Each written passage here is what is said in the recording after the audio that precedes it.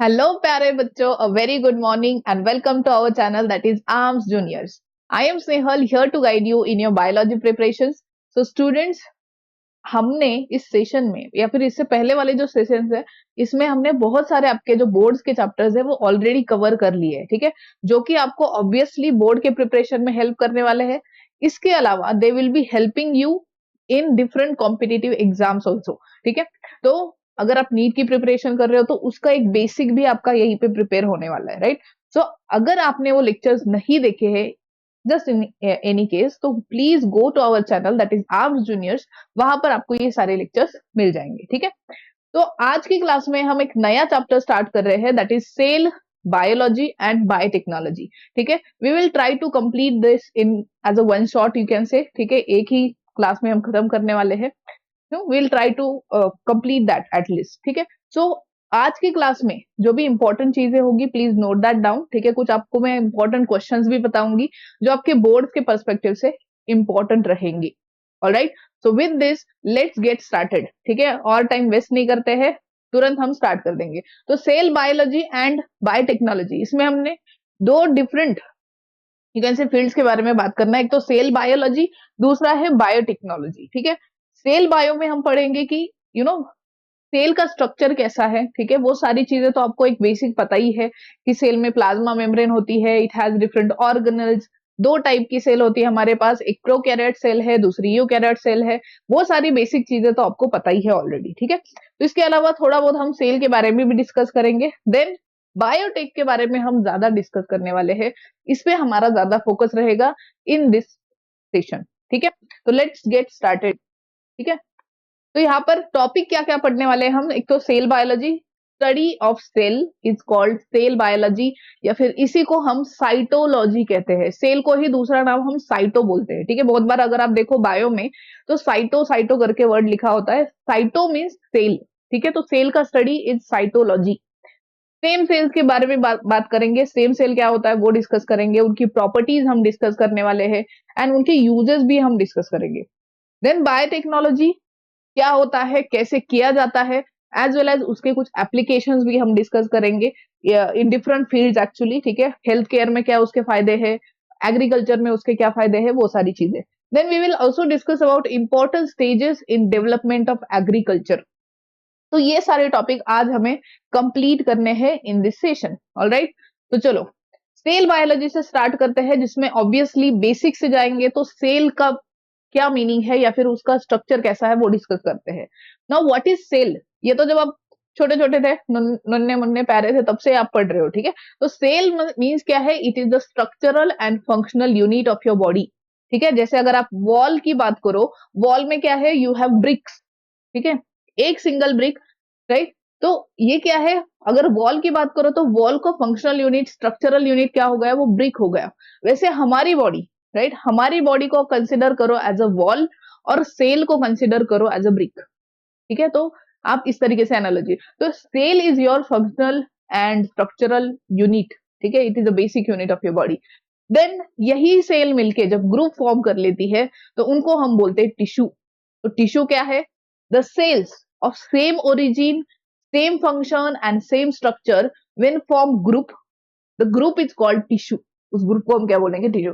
तो डेफिनेशन पूछी जा सकती है सेल की, तो इजी है, ठीक है, आप याद रख सकते हो। टिश्यू की डेफिनेशन आपको याद रखनी है। तो टिश्यू की डेफिनेशन फिर से एक बार देख लेते हैं। It is a group of cells, tissue is a group of cells that performs a specific function, right. उसमें जो सेल्स होंगी they will have similar structures as well, सबके स्ट्रक्चर क्या होंगे, ऑलमोस्ट सिमिलर होंगे and they will perform the same function, common function, ठीक है। तो यहाँ पर नेक्स्ट अगर आप देखो तो there are different types of tissue in found in the body of animals, ठीक है। There are connective tissue, right, जिसमें आपके बोन्स आते हैं, then you have right cartilage वगैरह, राइट, टेंडन्स है, लिगामेंट्स है, even your blood and lymph, ये सारे क्या है, कनेक्टिव टिश्यू, राइट। देन अगर बात करो तो there are muscular tissues, muscular tissue भी प्रेजेंट है, muscles, right, they are part of muscular tissue. तो मस्कुलर टिश्यू क्या करेंगे, आपकी मूवमेंट है, लोकोमोशन है, उसमें हेल्प करेंगे। कनेक्टिव टिश्यू क्या करते हैं, they are involve in the transport of molecule, जैसे ब्लड की बात हो गई, they provide you support, bones and cartilage की बात हो गई, दे ऑल्सो कनेक्ट, या फिर fills the gaps between the cells and tissues, ठीक है। जैसे आपके एडिपोज टिश्यू भी है जो फैट स्टोर करते हैं, ठीक है। तो different tissues are there. Then we have another tissue that is epithelial tissues, right, जो क्या करते हैं, ऑर्गन्स हो या फिर बॉडी वॉल हो, इनकी outer and internal lining form करने का काम करते हैं, ठीक है। इसके अलावा कुछ ग्लैंड्स भी इन्हीं टिश्यू से बनती है, ठीक है, एपिथेलियल टिश्यू से। Then next we have nervous tissue. ये सारे 4 डिफरेंट टाइप्स ऑफ टिश्यू मिलेंगे। नर्वस टिश्यू का फंक्शन क्या होता है, ऑब्वियसली नर्वस टिश्यू में आएंगे functional unit as your neuron. तो न्यूरॉन क्या काम करता है, neuron is responsible for control and coordination, ठीक है। जो भी इंफॉर्मेशन है सेंस ऑर्गन से कहा लेके जाएगा, आपके ब्रेन तक या स्पाइनल कॉर्ड तक लेके जाएगा, वहां पर जो इंटरप्रिटेशन हुआ है, ठीक है, उसके अकॉर्डिंग जो सिग्नल इनिशिएट हुआ है, राइट, मैसेज इनिशिएट हुआ है, वो सारा फिर अगेन मोटर न्यूरॉन थ्रू कहा जाएगा टू द सेंसरी स्ट्रक्चर या फिर यू कैन से इफेक्टर ऑर्गन, ठीक है। फिर इफेक्टर ऑर्गन में क्या होगा, जो भी एक्शन होनी है वो परफॉर्म होगी, ठीक है। तो इस तरीके से तो कंट्रोल एंड कोऑर्डिनेशन कौन करेगा, आपके nervous tissues will be there. तो ये 4 different types of tissues are there in your body, in body of all animals you can say, right. तो मस्कुलर टिश्यू है, कंडक्टिंग टिश्यू है। कंडक्टिंग टिश्यू मतलब अगर प्लांट की बात करो, प्लांट में एज सच प्रॉपर कोई सिस्टम मिलेगी नहीं आपको, राइट। तो वहां पर फूड एंड वाटर का कंडक्शन करने के लिए देर आर स्पेशलाइज्ड टिश्यू जिनको हम बोलते हैं जाइलम एंड फ्लोएम, ठीक है। There is xylem as well as phloem. ये चीजें हमने ऑलरेडी डिस्कस करी है, जाइलम फ्लोएम का फंक्शन भी हमने देखा है, राइट। तो टिश्यू से बात हो रही थी, तो चलो टिश्यू कल्चर भी हम पढ़ लेते हैं, ठीक है। नेक्स्ट एक बहुत इंपॉर्टेंट पॉइंट बोल सकते हो आप, टिश्यू कल्चर, जिसपे क्वेश्चन भी पूछा जा सकता है, शॉर्ट नोट या फिर लॉन्ग नोट आ सकती है, राइट। उसकी टेक्निक पूछी जा सकती है basically. Now what is tissue culture. अब टिश्यू कल्चर की बात करो तो ये आप बोल सकते हो, इसमें हम क्या करते हैं, we take a small tissue of a plant. जैसे अगर बात करो, ऐसे भी कुछ प्लांट्स होते हैं जिनमें सेक्सुअली रिप्रोडक्शन नहीं हो सकता, ठीक है। मतलब उनमें रिप्रोडक्शन नहीं होगा तो सीड फॉर्म नहीं होंगे, सीड फॉर्म नहीं होंगे तो आगे जो है मतलब उनकी नंबर नहीं बढ़ पाएगी, ठीक है। ऐसे कुछ प्लांट्स होते हैं। तो बेसिकली उन प्लांट में हम क्या कर सकते हैं, टिश्यू कल्चर टेक्निक से, it is one of the technique जिससे हम क्या कर सकते हैं, इवन छोटा सा टिश्यू लेके उस पर्टिकुलर प्लांट का, ज्यादातर टिश्यू कल्चर जो है वो प्लांट में परफॉर्म किया जाता है, ठीक है। तो हमने क्या किया, एक छोटा सा टिश्यू लिया, उस टिश्यू को proper nutrient as well as plant hormone में रखा, ठीक है, फॉर देयर ग्रोथ। और फिर आफ्टर समटाइम्स या फिर कुछ दिनों बाद आपको दिखेगा वो जो टिश्यू थे, वो जो सेल्स थे, बेसिकली टिश्यू मतलब क्या है, ग्रुप ऑफ सेल्स ही है। तो उन सेल से धीरे धीरे आपको दिखेगा न्यू प्लांट्स फॉर्म हो रहे हैं, ठीक है, छोटे छोटे प्लांटलेट्स फॉर्म होंगे। फिर हम उनको क्या करते हैं, वी कीप देम फॉर अक्लेमेटाइजेशन। हम टेस्ट करते हैं उनपे कि वो डिफरेंट एनवायरमेंटल कंडीशंस में सर्वाइव कर सकते हैं या नहीं कर सकते, ठीक है। फिर अगर वो सर्वाइव करते हैं तो ही हम क्या करेंगे, उनको एक्चुअल फील्ड में, खेत में क्या करेंगे, सॉइल में लगाएंगे, ठीक है। तो इस तरीके से तो टिश्यू कल्चर, ये जो टेक्निक है ये क्या की जाती है, it is to increase the number of plant, proliferation of plants, इसके लिए किया जाता है, ठीक है। और ये जो है it is ex vivo process, we can से।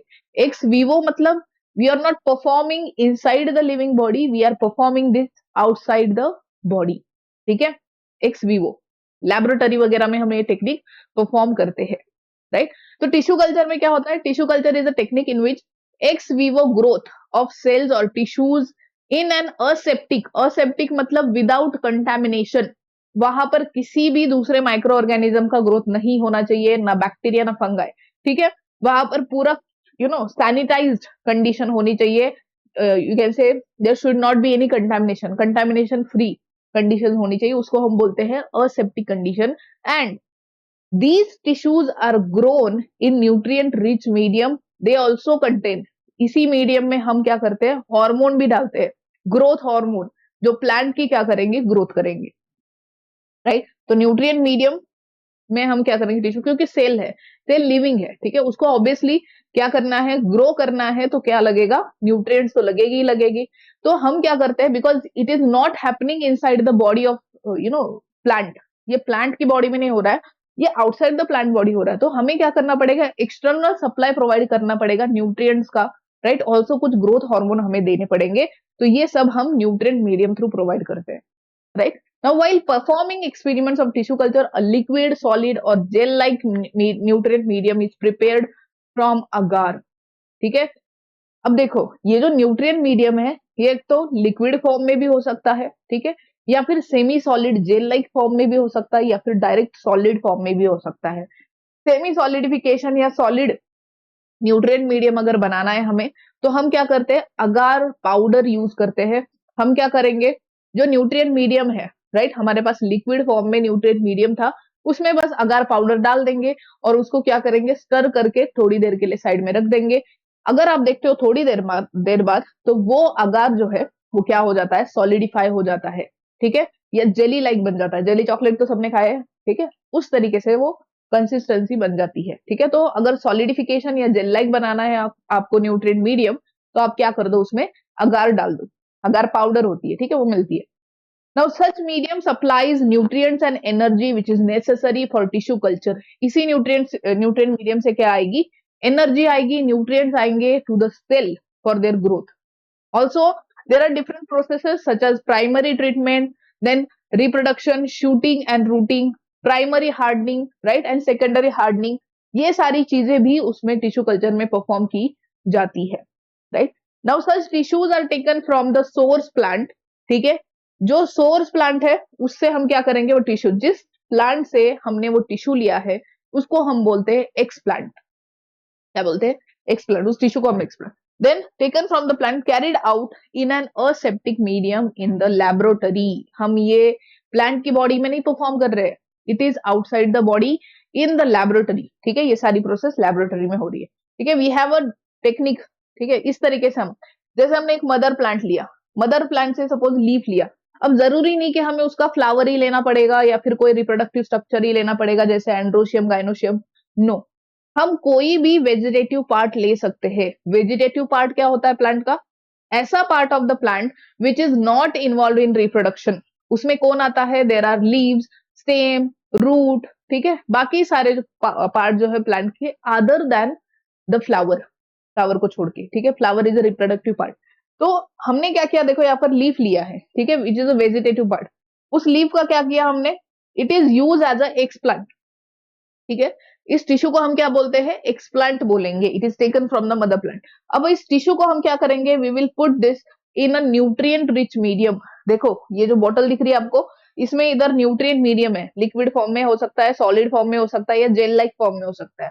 तो इसमें हमने न्यूट्रिएंट मीडियम डाला है। ऊपर आपको इधर दिख रहा है, दीज आर सेल्स, टिश्यूज, ठीक है, राइट, यहाँ पर दिखेंगे ऑल्सो।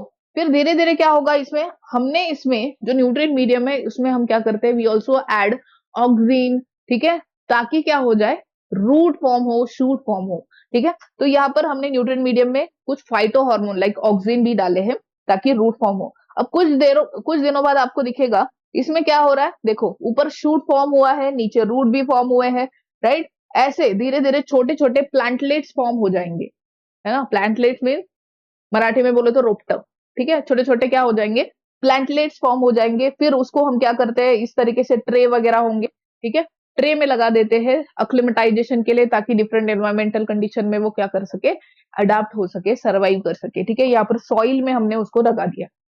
ये तो सब लैबोरेटरी में हो रहा है, और लैबोरेटरी में भी हमने सारी कंडीशंस मेंटेन करी थी, water, temperature, pH, aseptic condition, कोई कंटामिनेशन नहीं था, ठीक है। अब अगर वो प्लांट, अब है ना, डायरेक्ट कंट्रोल मीडियम से या फिर कंट्रोल एनवायरनमेंट से डायरेक्टली आप ऐसे एनवायरनमेंट में उसको लगा दोगे कि वहां पर कोई कंट्रोल नहीं है एनवायरनमेंट का। बाहर अगर आप देखो, outside the laboratory, in the field, farm में सनलाइट है, पीएच सारा चेंज है, ठीक है, एनवायरमेंटल कंडीशंस अलग है, राइट। तो हमें देखना पड़ेगा कि ऐसे डिफरेंट एनवायरमेंटल कंडीशन में वो प्लांट सर्वाइव करेगा या नहीं करेगा, राइट। अगर तो वो सर्वाइव कर जाता है तो वेल एंड गुड, हम क्या करेंगे, उसको फील्ड में लगा देंगे, राइट। तो इस तरीके से ये पूरी प्रोसेस परफॉर्म करी जाती है। तो this is tissue culture, this is what, tissue culture, ठीक है। रिमेंबर दिस, इस पे आपको नोट भी पूछी जाती है, ठीक है, इंपॉर्टेंट है, राइट। देन सेल बायोलॉजी का एक जिस्ट हमने ले लिया था। सेल बायोलॉजी क्या होता है, साइटोलॉजी जिसको हम बोल सकते हैं। It is a branch of biology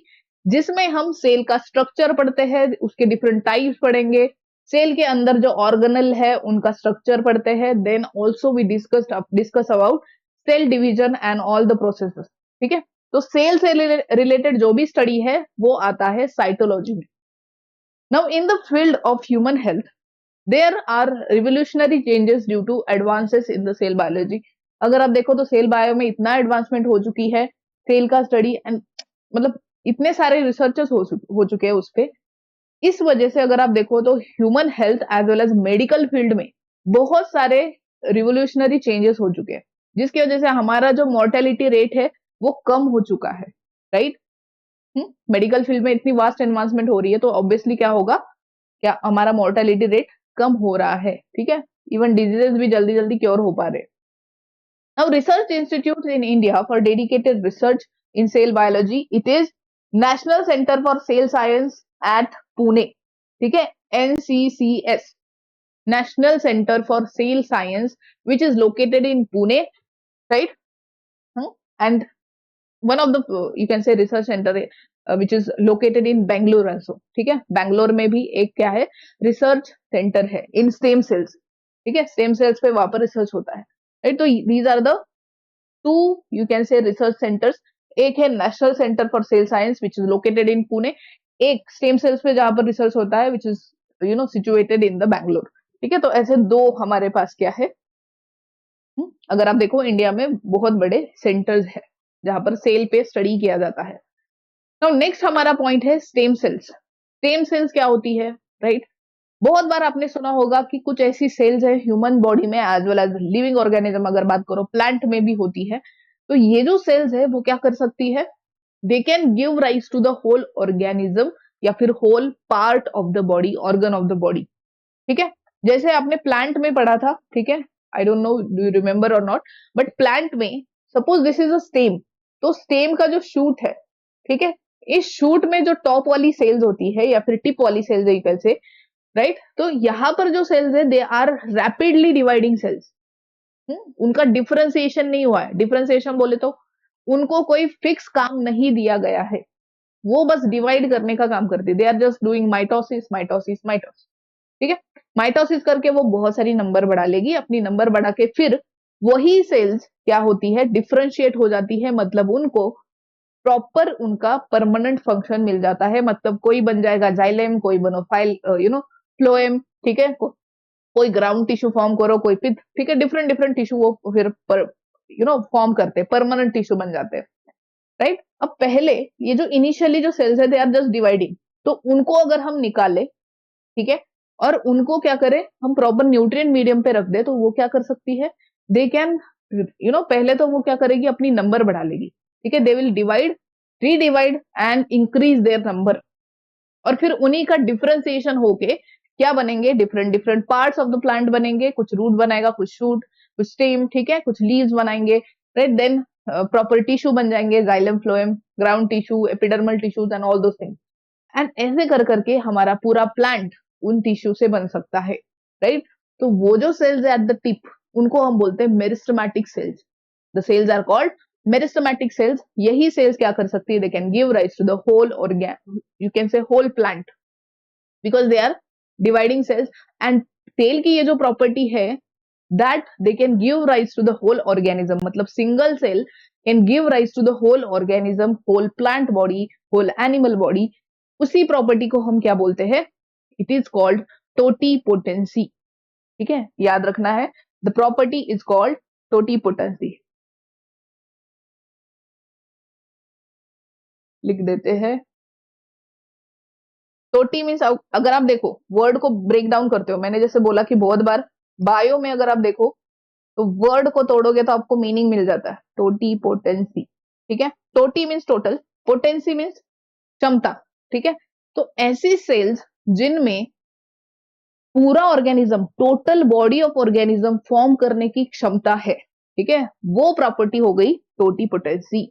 और इन्हीं सेल्स को ये जो प्रॉपर्टी है, this is shown by stem cells.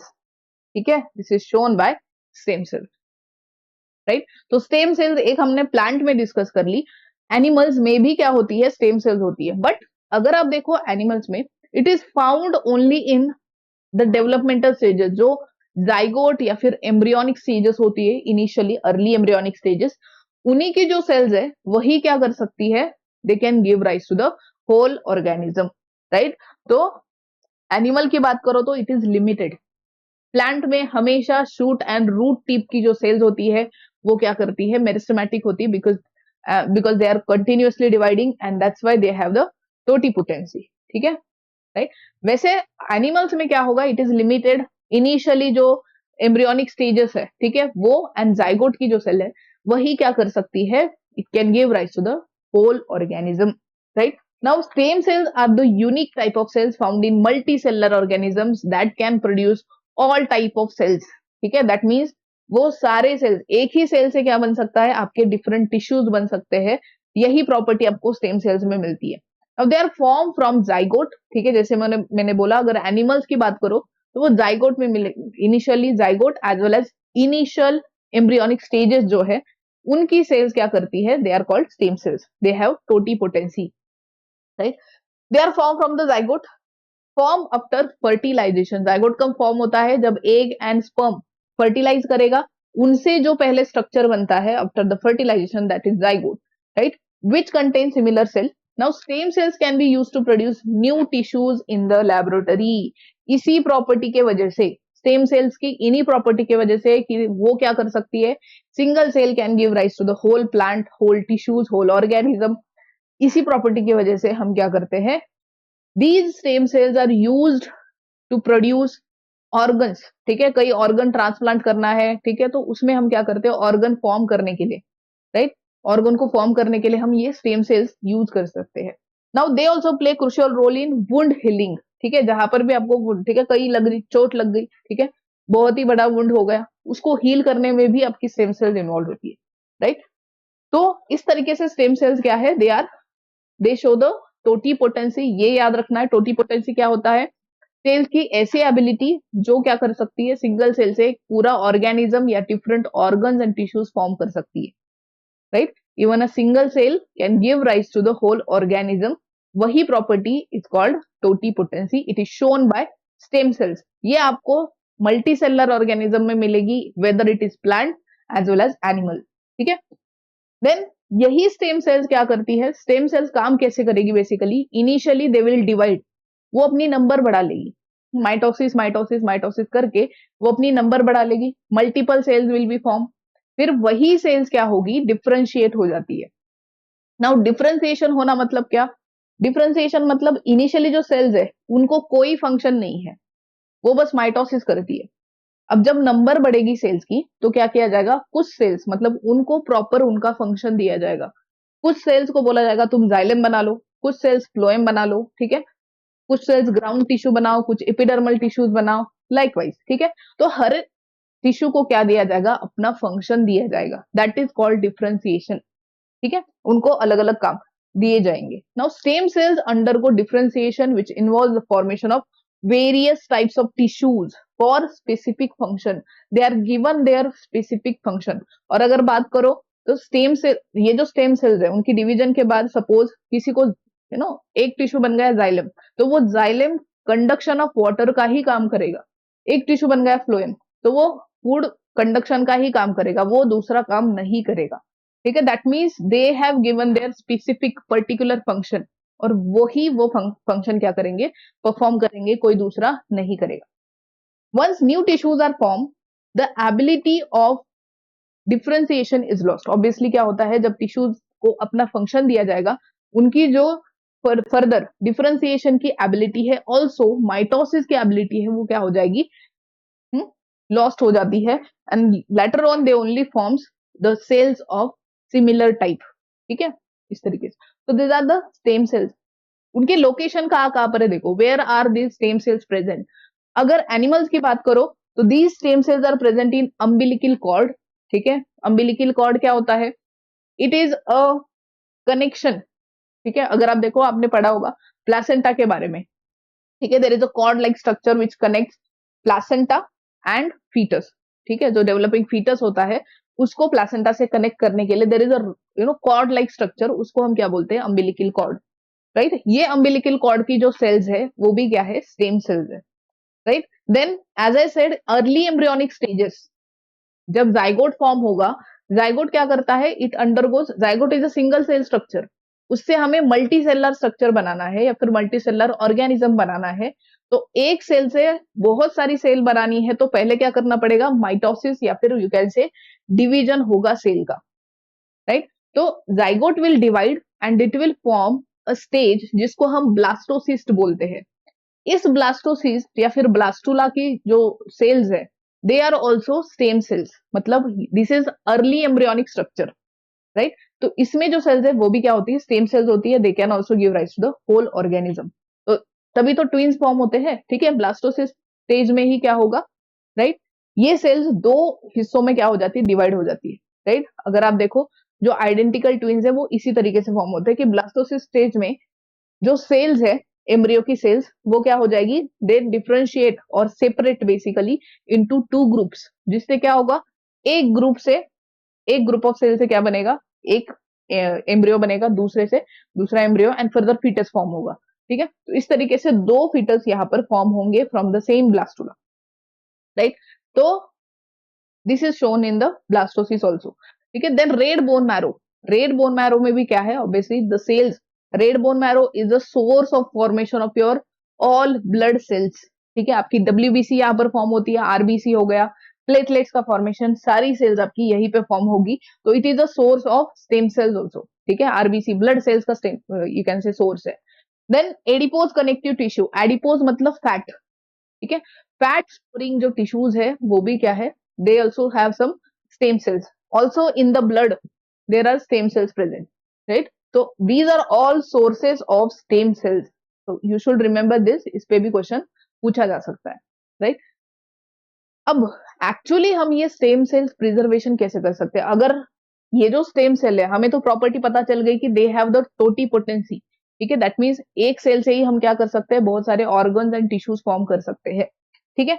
तो हम इसका यूज कहाँ कर सकते हैं, मेडिकल फील्ड में, हेल्थ केयर में कर सकते हैं, जैसे जहां पर ऑर्गन ट्रांसप्लांट करना है, राइट। तो डोनर नहीं मिलता है बहुत बार, ठीक है। डोनर ढूंढना, फिर उसको उसका मैचिंग करना, राइट, उस उन सारी चीजों से अच्छा क्या करो, डायरेक्ट ऑर्गन फॉर्म करो फ्रॉम द स्टेम सेल।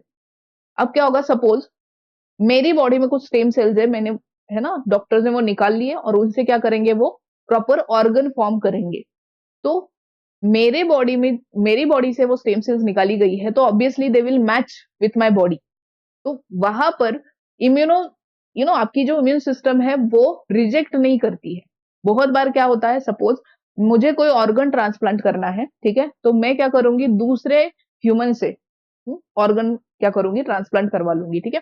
तो उस चीज में क्या होगा, वो जो दूसरा इंसान है, मतलब उसको डोनर बोलेंगे हम, डोनर है, ठीक है, उस डोनर के और मेरे प्रोटीन्स अलग है ऑब्वियसली, बिकॉज हमारा जेनेटिक मटेरियल अलग है, ठीक है, जेनेटिक मेकअप अलग है, राइट। हमारे प्रोटीन्स अलग फॉर्म होंगे। अगर प्रोटीन्स अलग फॉर्म होंगे तो क्या होगा, कोई भी फॉरेन चीज हमारे बॉडी में जब एंटर करती है तो हमारी इम्यून सिस्टम क्या हो जाती है, एक्टिवेट हो जाती है, राइट। उसको फॉरेन समझ के उसके अगेंस्ट क्या करेगी, इम्यून रिस्पॉन्स जनरेट करके एंटीबॉडी बना लेगी या फिर उस स्ट्रक्चर को खत्म कर देगी बाय सर्टन केमिकल्स। तो उसका तो कोई फायदा ही नहीं हुआ, ऑर्गन भी ट्रांसप्लांट कर, उस इंसान का ऑर्गन भी गया और मुझे भी नहीं मिला, ठीक है। तो उससे बचने के लिए या फिर बेटर वे हम क्या कर सकते हैं, मेरी बॉडी से स्टेम सेल्स निकालो और उनको क्या करो, ऑर्गन को फॉर्म करो, उस पर्टिकुलर ऑर्गन को, और फिर उसको क्या करो, ट्रांसप्लांट करो। तो उससे क्या हो जाएगा, मेरी ही सेम सेल्स यूज करी गई है, तो they will match with my protein, same genetic material, ठीक है, मैचिंग हो जाएगी। एंड अगर मैचिंग हुई है तो it is part of my body only, तो उससे मेरी इम्यून सिस्टम भी एक्टिवेट नहीं होगी क्योंकि वो मेरी बॉडी का पार्ट है, फॉरेन नहीं है, ठीक है। एंड वो ऑर्गन भी क्या हो जाएगा, मुझ में ट्रांसप्लांट हो जाएगा, ठीक है। तो इस तरीके से हम क्या कर सकते हैं, इन सारी चीजों से बचने के लिए we can do the organ transplantation, ठीक है, राइट। देन स्टेम सेल्स को हम क्या करते हैं, प्रिजर्व करते हैं। जनरली क्या किया जाता है, आजकल तो ये चलता है कि जो अम्बिलिकल कॉर्ड की सेल्स वगैरह है उनको क्या किया जाता है, प्रिजर्व किया जाता है, ताकि इन फ्यूचर उस अगर बच्चे में कोई ऑर्गन ट्रांसप्लांट करने की जरूरत पड़े तो उन सेल को यूज किया जाए, ठीक है। तो ये करते हैं लोग आजकल। तो स्टेम सेल्स का हम क्या कर सकते हैं, प्रिजर्व कर सकते हैं, राइट। तो स्टेम सेल्स को प्रिजर्वेशन कैसे करेंगे, स्टेम सेल्स का हम सैंपल लेंगे, सपोज फ्रॉम अम्बिलिकल कॉर्ड या फिर ब्लड या फिर रेड बोन मैरो से हमने निकाल लिया, या फिर ब्लास्टोसिस्ट, है ना, एम्ब्रियोनिक स्टेजेस से हमने क्या कर लिया, कुछ स्टेम सेल्स कलेक्ट कर ली, उनका सैंपल, फिर हमने क्या किया, उनको छोटी छोटी वायल्स है ना, कांच की ऐसी छोटी छोटी डब्बियां होती है, उनमें क्या कर दिया, उनको रख दिया। अब हम क्या करेंगे, because they are living structure, cell क्या है, लिविंग है, राइट। वो क्या हो सकती है, दे रिक्वायर न्यूट्रिएंट मीडियम, उनको हम प्रॉपर न्यूट्रिएंट मीडियम भी देंगे। इसके अलावा उनको हम फ्रीज करके रखते हैं, और फ्रीज कितना, किस में, लिक्विड नाइट्रोजन में हम इसको क्या करेंगे, स्टोर करके रखेंगे एट -135 डिग्री सेल्सियस से लेकर 190 डिग्री सेल्सियस तक के टेम्परेचर में। ठीक है, इतने टेम्परेचर में, इतने लेस टेम्परेचर में हम उनको क्या करेंगे, स्टोर करके रखेंगे, राइट। तो so that these stem cells can be preserve for a longer time, right. बहुत सालों तक ये क्या कर सकती है, प्रिजर्व रखी जा सकती है, स्टोर करी जा सकती है। ठीक है, now stem sales research centre है हमारे पास कुछ, ठीक है, वो भी हम डिस्कस करेंगे। तो यहाँ पर क्या हो रहा है, stem sales research is a revolutionary in biotechnology development. ठीक है, बायोटेक में भी स्टेम सेल्स का बहुत सारा यूज हो रहा है, right, and that's why it has change the field of medical science. ठीक है, मेडिकल फील्ड जो है उसमें बहुत सारे चेंजेस आए हैं due to this thing, stem cells and उनके प्रिजर्वेशन करने की वजह से, राइट। इसमें क्या होता है, it consist of two types basically, embryonic stem cells and adult stem cells. ठीक है, एम्ब्रियोनिक स्टेम सेल्स में आपको पता है ब्लास्टोसिस्ट वगैरह से हम क्या करते हैं, स्टेम सेल्स कलेक्ट करते हैं। अडल्ट स्टेम सेल्स में हम क्या करते हैं, जैसे बोन मैरो हो गया, रेड बोन मैरो हो गया, ठीक है, ब्लड हो गया, अम्बिलिकल कॉर्ड, इनसे क्या करते हैं, हम स्टेम सेल्स कलेक्ट करते हैं। ठीक है, depending on the source there are two types of stem cells. Remember that stem cells के टाइप्स आपको पूछे जा सकते हैं, embryonic stem cells and adult stem cells, these are two types. It is based on the type of source, या फिर source कौन सा है। एक तो एम्ब्रियो से अगर आप निकाल रहे हो तो एम्ब्रियोनिक स्टेम सेल्स हो गई, मतलब ब्लास्टोसिस्ट से। अडल्ट स्टेम सेल्स में आपका ब्लड आएगा, red bone marrow, also umbilical cord. ठीक है, तो first we will discuss embryonic stem cells. ठीक है, एम्ब्रियो मतलब क्या होता है, जो जाइगोट है, जाइगोट का डिवीजन होगा और उससे जो स्ट्रक्चर बनता है दैट इज एम्ब्रियो। एम्ब्रियो फिर फीटस में कन्वर्ट होता है। फीटस कब तक बोलोगे आप, जब तक उसकी डिलीवरी नहीं होती है। ठीक है, डिलीवरी के बाद उसको बोलेंगे हम बेबी। ठीक है ना, तो एम्ब्रियोनिक स्टेम सेल जो है वो कहां से निकाल कलेक्ट की जाती है, basically they are collected from the zygote, right, यार यू कैन से एम्ब्रियो से भी कलेक्ट करते हैं इनिशियल जो embryo, right, form by the zygote division. Embryo कैसे फॉर्म होता है, जाइगोट का डिवीजन होके, राइट। इसमें क्या होगा, पहले जो सेल्स है, zygote after division on the 14 day, ठीक है, जैसे 14 डे होगा, देखो फर्टिलाइजेशन हुआ, फर्टिलाइजेशन के बाद जो जाइगोट फॉर्म हुआ वो अब क्या करेगा, डिवाइड करेगा। तो from fertilisation to 14th day, ठीक है, यहाँ पर जो सेल्स है, यहाँ पर क्या होता है, जो सेल्स है they are actually the stem cells till 14 day, right. यहाँ पर 220 different types of cells will be form, 220 different types of cells. फिर हम क्या करेंगे, embryonic stem cells are primary undifferentiated cells and with the ability to multiply. ठीक है, ये तो है ही कि एम्ब्रियो में पहली जो इनिशियली सेल्स है टिल 14th डे, ये कैसी होती है, डिवाइडिंग सेल्स होती है, ये बस डिवाइड ही करती है, बाकी कोई फंक्शन नहीं परफॉर्म करेगी। ठीक है, उनका डिफरेंशिएशन भी नहीं हुआ है, मतलब वो अनडिफरेंशिएटेड है, दे आर नॉट डिफरेंशिएटेड, उनको कोई फंक्शन असाइन ही नहीं किया गया है। They only have the ability to multiply, 1 से 2, 2 से 4, 4 से 8, यही बस उनका क्या करता जाएगा, डिवीजन होता जाएगा till 14 day, right. They also shows the property of pluripotency. Pluripotency मतलब प्लूरी मीन्स मेनी, ठीक है, पोटेंसी इज अगेन क्षमता। तो ये जो सेल्स है वो क्या कर सकती है, डिफरेंट ऑर्गन्स फॉर्म कर सकती है, क्योंकि यहाँ पर 220 डिफरेंट टाइप्स ऑफ सेल्स है ना, there are 220 different types of cells. तो हम क्या, यहाँ पर जो सेल्स है वो क्या कर सकती है, बहुत सारे अलग अलग ऑर्गन्स फॉर्म कर सकती है, right. Almost 220 different types of organs यहाँ पर फॉर्म हो सकते हैं, स्ट्रक्चर यहाँ पर फॉर्म हो सकते हैं, that's why they are called pluripotent as well. Totipotency मतलब पूरा ऑर्गेनिज्म फॉर्म हो सकता है, प्लूरिपोटेंसी में पूरा ऑर्गेनिज्म तो नहीं फॉर्म हो सकता, but organs and tissues form हो सकते हैं। That is the difference between pluripotency and totipotency. ठीक है, right? Now the pluripotency is the property of stem cells which allows them to develop into different cell types. ठीक है, प्लूरिपोटेंसी ये जो इनके एबिलिटी है, इसी वजह से क्या होगा, there will be different types of cells will be form, और इन्हीं से आगे different tissue and organ form हो सकते हैं। ये जो स्टेम सेल्स है दे विल बी कलेक्टेड, कहाँ से कलेक्ट की जाएगी, जो एम्ब्रियो है फर्स्ट 14 डे का, ठीक है, उनसे कलेक्ट की जाएगी, एंड देन उसको क्या किया जाता है, they are cultured with biochemical stimuli before specific differentiation. हम क्या करते हैं, उनको स्टेम सेल्स जो है, जो कलेक्ट करी है हमने, उनसे हम ऑर्गन या फिर टिश्यू कैसे फॉर्म करते हैं, उनको हम सिग्नल प्रोवाइड करते हैं, we provide them proper signal, right.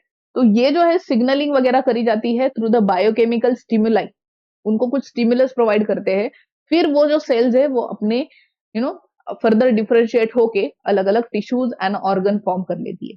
Now depending on the stimulus type, same cells transform into desired cells, tissues and organ, right. मुझे अगर जाइलम फॉर्म करना है, या फिर चलो मुझे अगर सपोज नर्वस टिश्यू फॉर्म करना है, या फिर मुझे मस्कुलर टिश्यू फॉर्म करना है, तो अकॉर्डिंगली मैं उस सेल को क्या करूंगी, एक सिग्नल, एक स्टिमुलाई प्रोवाइड करूंगी, और उस स्टिमुलाई के अकॉर्डिंग ही क्या करेगी वो सेल, फर्दर अपना डिफरेंशिएशन कर लेगी एंड उस टिश्यू में कन्वर्ट हो जाएगी, ठीक है। तो डिपेंडिंग ऑन द स्टिमुलस, जिस टाइप का स्टिमुलस उस सेल में आप प्रोवाइड कर रहे हो, उसके अकॉर्डिंग ही आगे ऑर्गन एंड टिश्यू फॉर्म होंगे, ठीक है। तो यहाँ पर biochemical stimuli is very important. जो भी सेम सेल आपने कलेक्ट करी है उनको हम स्टिमुलस देते हैं, सिग्नल प्रोवाइड करते हैं, बायोकेमिकल सिग्नल, मतलब कुछ केमिकल द्वारा, या फिर no you can say living cell में जो केमिकल वगैरह है उन द्वारा हम क्या करते हैं, ये स्टिमुलस प्रोवाइड करते हैं, राइट। और उसी से आगे different organs and tissues form होंगे, right. Second type of stem cells, एक हमने देख लिया अडल्ट स्टेम सेल्स, दूसरा हमारे सॉरी एक देख लिया हमने एम्ब्रियोनिक स्टेम सेल्स, दूसरा है हमारे पास adult stem cells, right. Adult stem cells में आपको ज्यादा कुछ सोचने वाली बात नहीं है, obviously after the you can say पूरी ग्रोथ हो गई, डेवलपमेंट हो गई, after the you can say birth, birth के बाद से लेकर टिल डेथ, जो भी सेल्स है आपके बॉडी में, जैसे बोन मैरो है, ब्लड है, ठीक है, ये जो सेल्स, ये जो स्ट्रक्चर्स है, टिश्यूज है, इनसे आप क्या कर सकते हो, स्टेम सेल्स कलेक्ट कर सकते हो, taken from the adult body. ये जो स्टेम सेल है वो कहां से कलेक्ट हो रही है, अडल्ट बॉडी से, जैसे रेड बोन मैरो है, एडिपोज कनेक्टिव टिश्यू है, ब्लड है, राइट, कॉर्ड की कुछ सेल्स होती है, ये सारी जो सेल्स है they are basically adult stem cells, right. Placenta से, अम्बिलिकल कॉर्ड से बेसिकली हम क्या कर सकते हैं, कलेक्ट कर सकते हैं, okay. So these all are the sources of adult stem sales.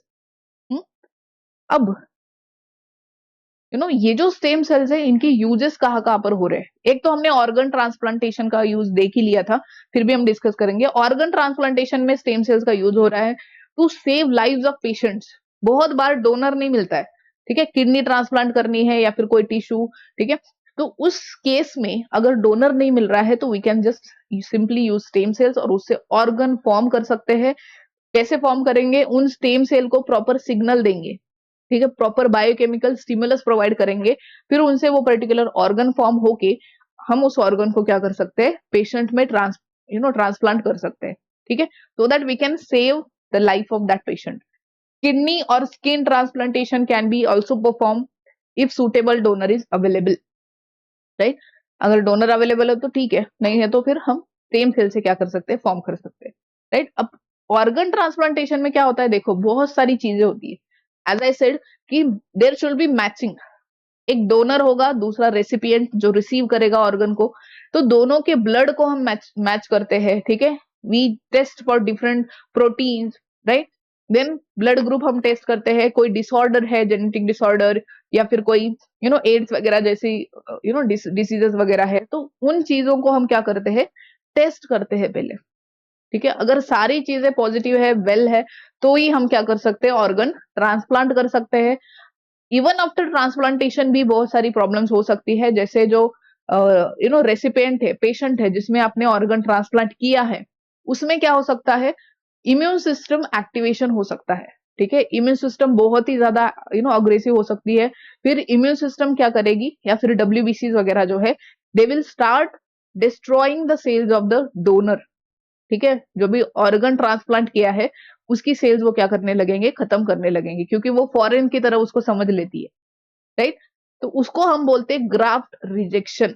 इस टेक्निक, इस प्रोसेस को हम बोलते हैं ग्राफ्ट रिजेक्शन, जिसमें क्या होता है, जो ऑर्गन ट्रांसप्लांट किया गया है उसके अगेंस्ट इम्यून सिस्टम की जो सेल है वो क्या करती है, इम्यून सिस्टम या कैसे इम्यून रिस्पॉन्स जनरेट कर लेती है, एंटीबॉडी फॉर्म कर लेती है, और उस जो पर्टिकुलर पार्ट है, ऑर्गन है, उसको क्या करने लगती है, फिनिश करने लगती है, उनकी सेल को किल करने लगती है।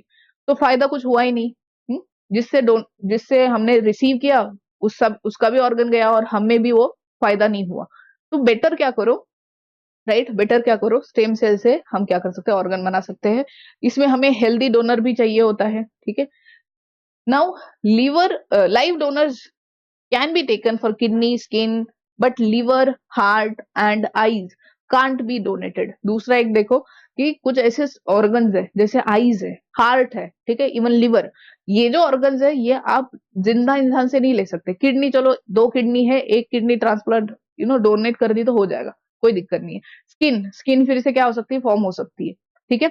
बट आप बाकी जो ऑर्गन है, जैसे लीवर हो गया, हार्ट है, right, then we have eyes, तो ये जो है ऑर्गन्स, वो बस डेथ के बाद ही क्या कर सकते हैं, डोनेट किए जा सकते हैं, राइट। तो ये ऑर्गन्स का जो यू कैन से अवेलेबिलिटी है, it is very limited.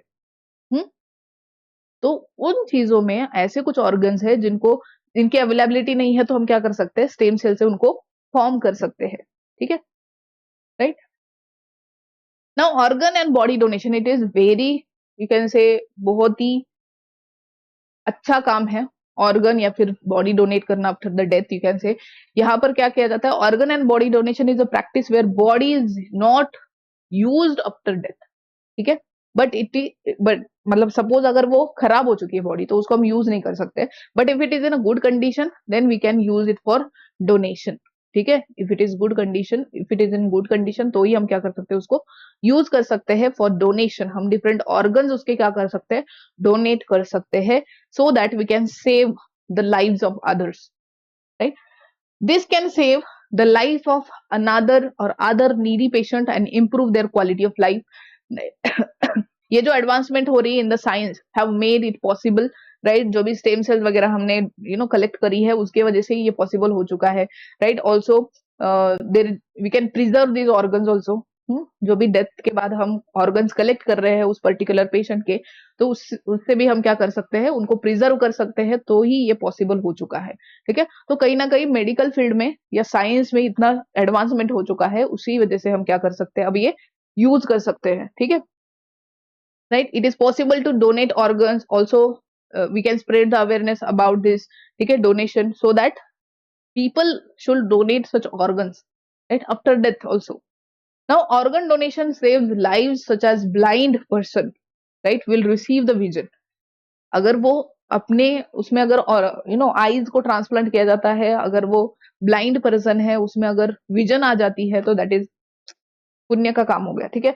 Receiving, basically receiving vision through the donation is, you can से, उसके लिए बहुत ब्यूटीफुल काम हो जाएगा वो। And can also B use for the research in medical studies also, ठीक है। यही ऑर्गन हम जैसे मेडिकल फील्ड वगैरह में, मेडिकल कॉलेजेस वगैरह जहां पर है, ठीक है, वहां पर उनके रिसर्च में भी यूज हो सकता है, जहां पर रिसर्च वगैरह चलता है, ठीक है, उन ऑर्गन को वहां पर भी यूज किया जा सकता है।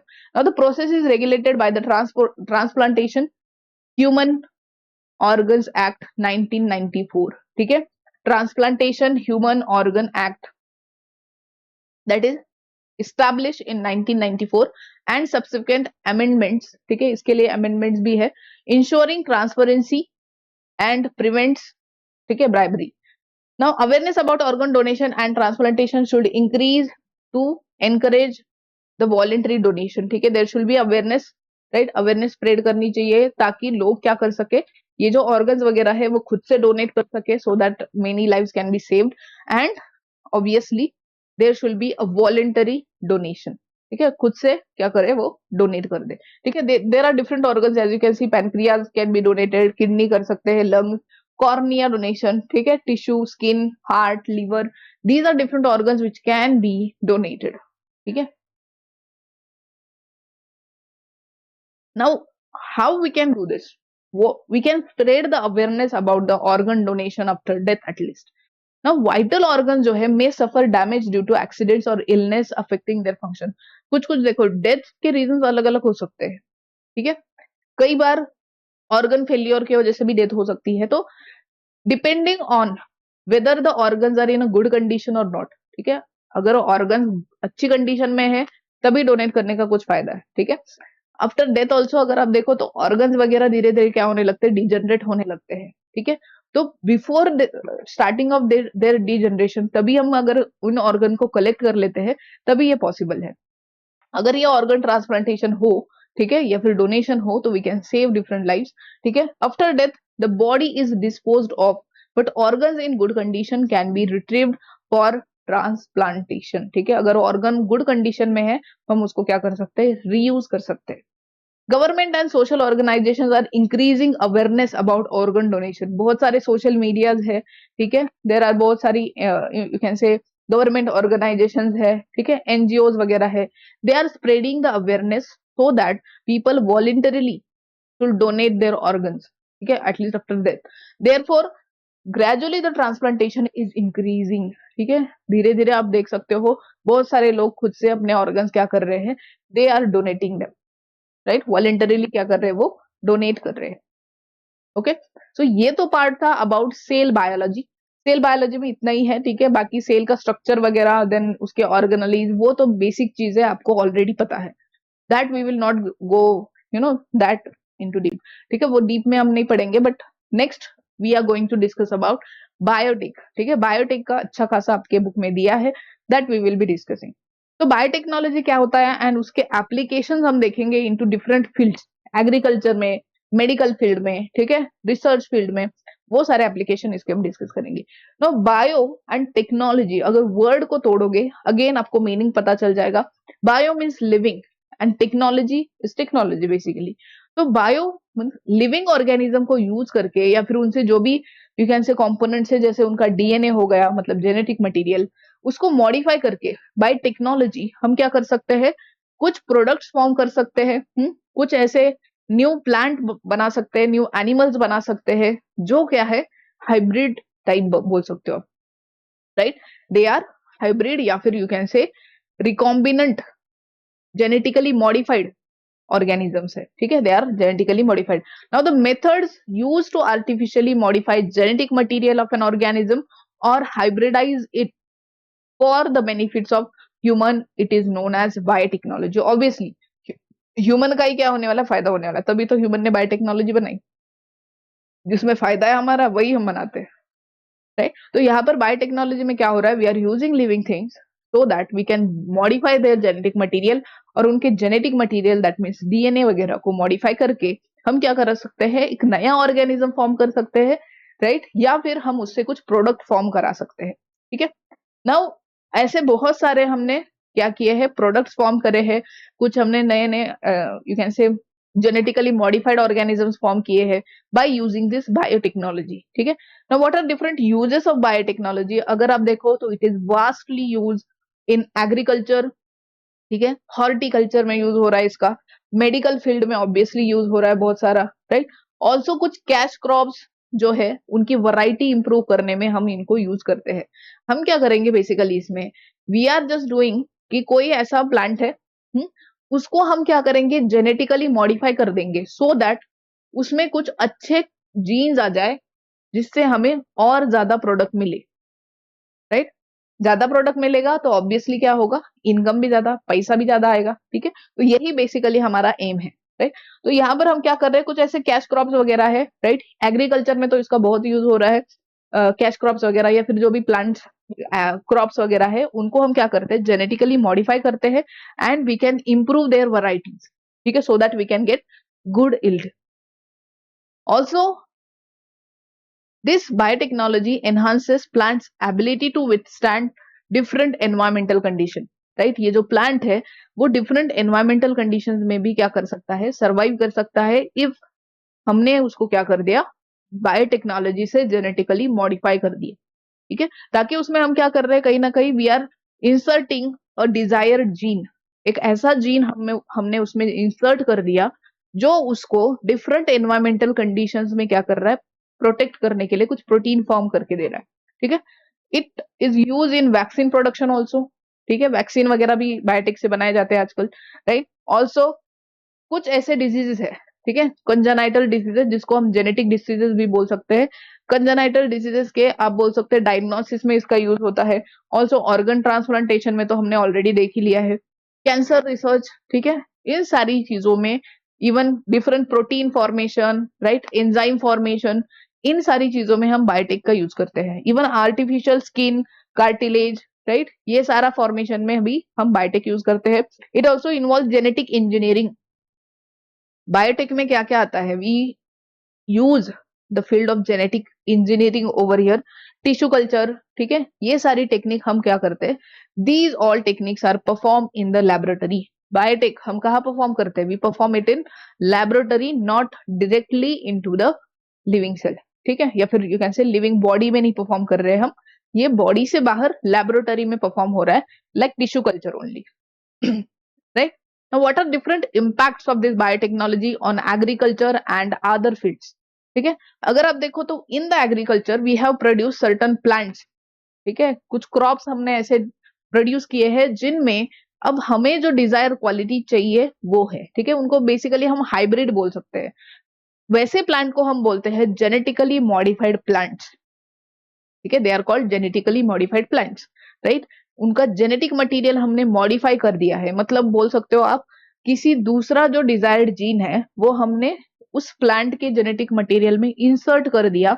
अब एक्चुअल जो प्लांट का जेनेटिक मटेरियल था वो क्या हो चुका है? चेंज हो चुका है, क्योंकि हमने और एक एक्स्ट्रा एडिशनल जीन ऐसा इंसर्ट किया है जो उस प्लांट के डीएनए का पार्ट था ही नहीं कभी, right.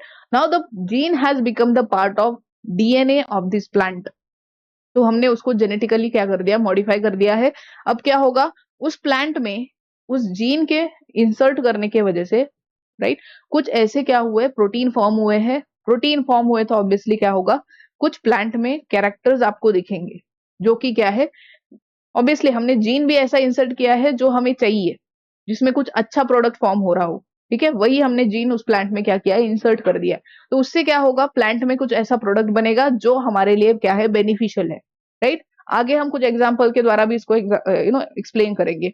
Now genetically modified plants, या फिर अगर प्लांट्स एंड एनिमल दोनों की बात करो तो हम ऐसा बोल सकते हैं जेनेटिकली मॉडिफाइड ऑर्गेनिजम्स, ठीक है, यहाँ पर हम बना रहे हैं, right, to avoid harmful traits. Trait मतलब कैरेक्टर, राइट।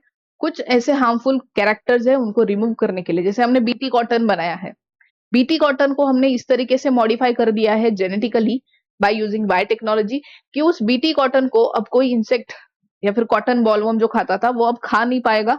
अगर वो खाने जाता है तो वो मर जाएगा खुद अपने आप से, क्योंकि हमने उसमें ऐसा एक जीन इंसर्ट कर दिया है जो एक टॉक्सिन बनाता है, जो कि एक्चुअली एक बैक्टीरिया का जीन है, ठीक है।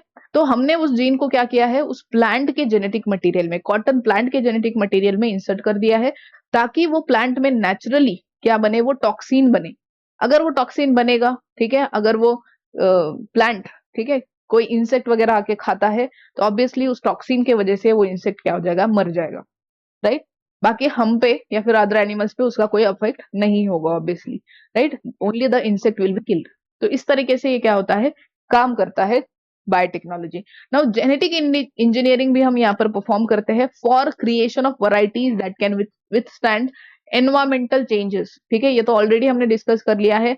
जो आप जेनेटिकली मॉडिफाइड ऑर्गेनिज्म या प्लांट बनाते हो, they can survive in different environmental conditions, ठीक है। अब उनमें एक ऐसा जीन है जो उनको अडाप्ट कर रहा है टू डिफरेंट एनवायरमेंटल कंडीशन, जैसे टेम्परेचर चेंज अगर है, हार्श, बहुत ही ज्यादा धूप है, स्नोफॉल है बहुत, अगर ड्राउट है, ठीक है, एकदम से क्लाइमेट चेंज हो गया, बहुत जोर से बारिश हो रही है, उन सारी कंडीशंस में ये प्लांट क्या कर पाएगा? सर्वाइव कर पाएगा, because we have modified that plant genetically.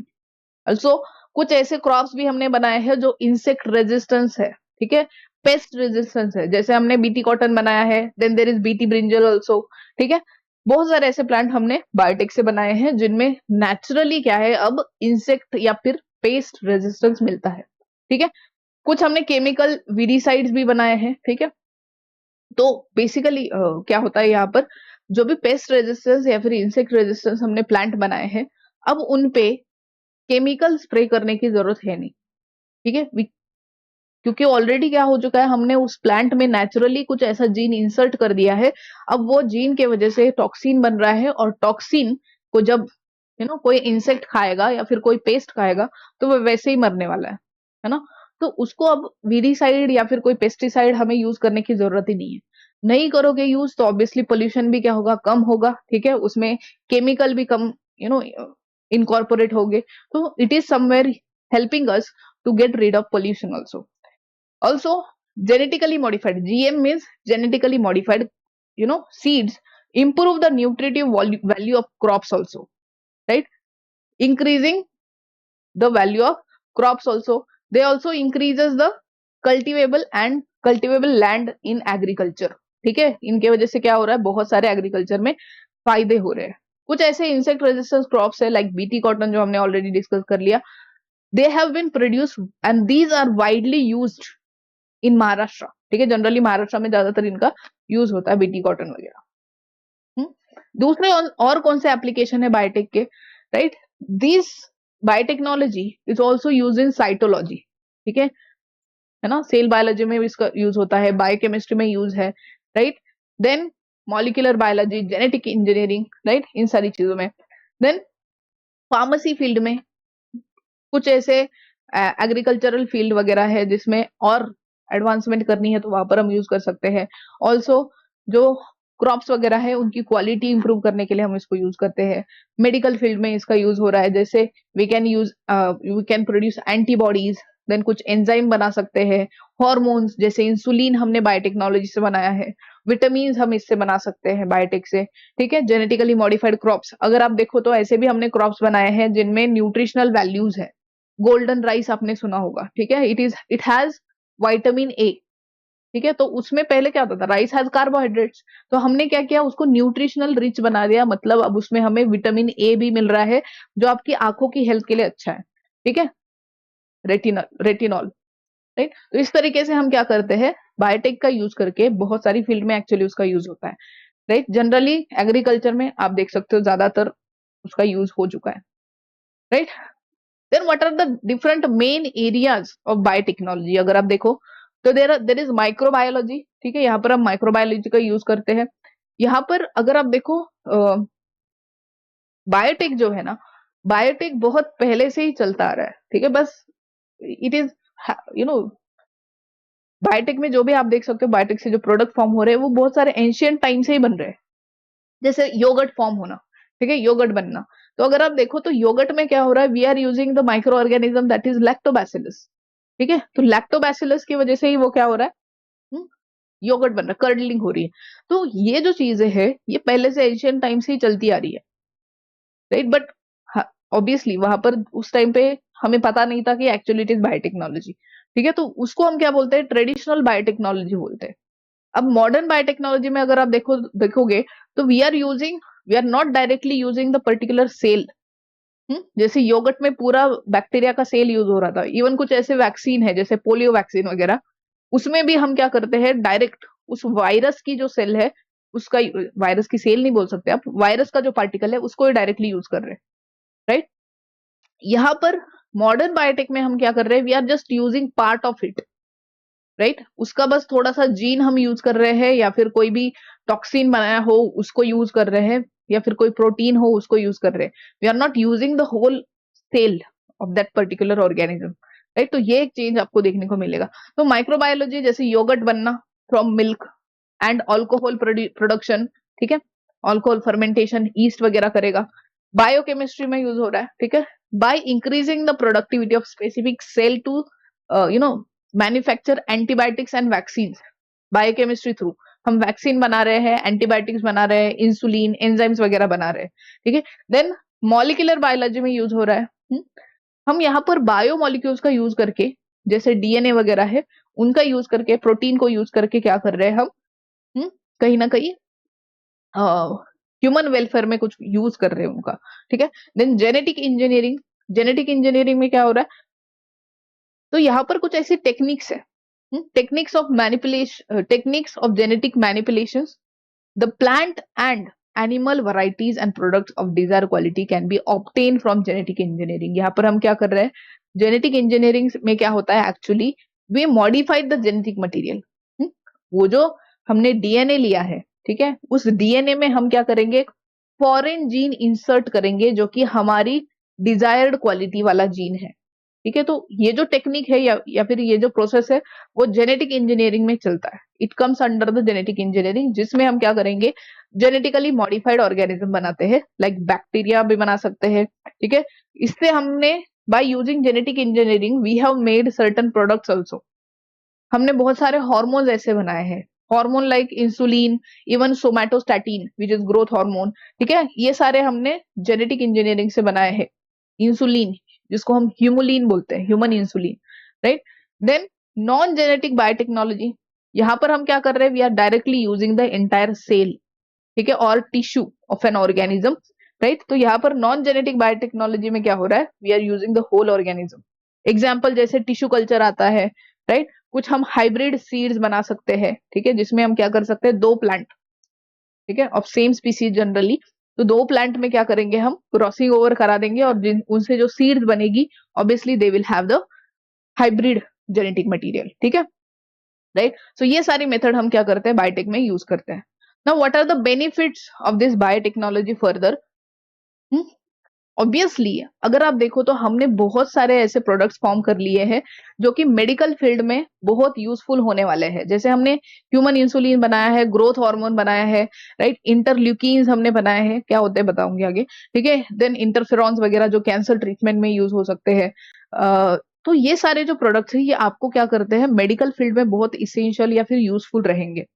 हम्म, तो biotechnology offers numerous health benefits also, including increase, they also include crop yield per hectare. ठीक है, ऑब्वियसली हम क्या कर रहे हैं, कुछ ऐसे क्रॉप्स हमने जेनेटिकली मॉडिफाइड बनाए हैं जिनके वजह से जितना अच्छा क्रॉप होगा उतना प्रोडक्ट ज्यादा मिलेगा, यील्ड ज्यादा मिलेगी तो ऑब्वियसली पैसा भी ज्यादा होगा। ठीक है, इसके अलावा हमने ऐसे जो प्लांट बनाए हैं जो डिजीज रेजिस्टेंस प्लांट है, they also shows the resistance to different environmental conditions, जिनमें फास्ट फ्रूट फॉर्म होते हैं। ठीक है, आजकल आपने देखा होगा छोटे छोटे साइज के मैंगो के प्लांट भी आते हैं, चीकू के प्लांट आते हैं, जिनको बहुत जल्दी, राइट, नेचुरली क्या होता है, मैंगो को क्या होगा, एक 1.5-2 साल लगते हैं या फिर एक से ज्यादा साल ही लगता है एक्चुअली फ्रूट फॉर्म होने में। ठीक है, बट आजकल अगर आप देखोगे तो बहुत कम, थोड़े बहुत महीने में ही क्या होगा, आपको जो मैंगो का प्लांट है उसमें फ्रूट आते हुए दिखेंगे। ठीक है, तो कहीं ना कहीं हमने क्या किया है, उनका जो भी लाइफ स्पैन है वो रिड्यूस कर दिया है। ठीक है, फ्रूट वगैरह जल्दी फॉर्म हो रहे हैं, तो ये भी हमने किया।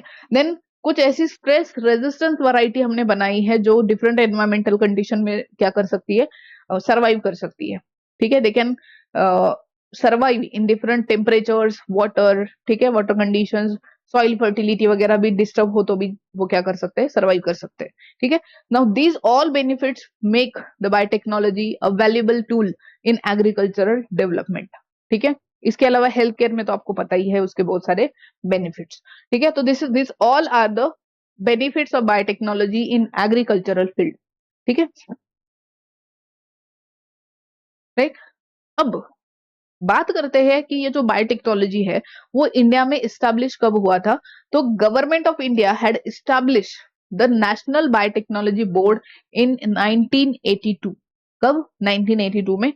एंड ये जो बोर्ड है, the board was transform into department of biotechnology under ministry of science and technology in 1986। ठीक है, 1986 में क्या किया गया उसको, ये जो बोर्ड था, मतलब नेशनल बायोटेक्नोलॉजी बोर्ड था, इसको अब क्या किया गया है 1986 से, it is under department of biotechnology. ठीक है, department of biotechnology, DBT. Now institutes, there are different biotechnology institutes also which are under the control of this department। कौन सा डिपार्टमेंट, डिपार्टमेंट ऑफ बायोटेक्नोलॉजी। ठीक है, there is national institute of immunology, national institute or facility of for animal tissue and cell culture, national center for cell science, national brain research center, ठीक है, central institute of medicinal and you can say aromatic plants, facilities of higher education and research। These all are different institutes which are under, you can say department of biotechnology. ठीक है, department of biotechnology, इसको हम DBT भी बोल सकते हैं। ठीक है, तो ये जो सारे यू कैन से डिपार्टमेंट्स है या फिर इंस्टीट्यूट्स है, they are under DBT. Okay, और वो उनके अंडर काम करते हैं। और जो भी आप देख सकते हो बायोटेक से रिलेटेड जो भी डिसीजंस वगैरह है वो कौन लेता है, डिपार्टमेंट ऑफ बायोटेक्नोलॉजी लेता है। अगर कोई भी आप रिसर्च करने जा रहे हो तो उसके लिए आपको पहले परमिशन लेनी पड़ती है। If it is under biotechnology तो आपको पहले डीबीटी से क्या करना पड़ेगा, परमिशन लेनी पड़ेगी फॉर दैट पर्टिकुलर रिसर्च, और तभी आप क्या कर सकते हो, आगे उसको स्टार्ट कर सकते हो। अदरवाइज अगर आप देखो तो बायोटेक से हम ह्यूमंस को भी मॉडिफाई कर सकते हैं। हम किसी एनिमल का जीन ह्यूमन में इंसर्ट कर देंगे और आपको मिलेगा कि एनिम जो ह्यूमन है वो एनिमल की तरह बिहेव करता हुआ दिखेगा। तो we can modify the humans also, but ये नहीं हो सकता। It is not you can say legal, इसके लिए कोई परमिशन आपको दी नहीं जाती है बाय डिपार्टमेंट ऑफ बायोटेक्नोलॉजी। तो जो भी आपको रिसर्च करना है बायोटेक के अंदर, पहले आपको इनकी परमिशन लेनी पड़ेगी डीबीटी से। Okay, then we have commercial biotechnology. Commercial मतलब अगर आप देखो तो लार्ज लेवल पे, ठीक है, एट द लार्ज लेवल, जिससे हमें बहुत पैसा मिलने वाला है। Now applications of this commercial biotechnology अगर आप देखो तो उसमें पहला हम देखेंगे crop biotechnology, again agricultural field में आता है। तो बायोटेक्नोलॉजी जो है it is use in agriculture field to improve yield and variety of the crops. जो प्लांट्स वगैरह है, क्रॉप्स है, उनकी यील्ड, यील्ड मतलब जो भी उनसे प्रोडक्ट मिलने वाला है वो, एज वेल एज उनकी वैरायटी इंप्रूव करने के लिए हम क्या करते हैं, बायोटेक का यूज करते हैं। इसमें क्या होगा, it includes formation of hybrid seeds, hybrid fruits, ठीक है। Also we form the genetically modified crops which are resistant to diseases, resistance to different environmental conditions, weeds वगैरह, अल्कलिनिटी को क्या करते हैं वो रेजिस्टेंस शो करते हैं। ऐसे प्लांट हम बायोटेक में बनाते हैं। तो one of that is we have form a BT cotton.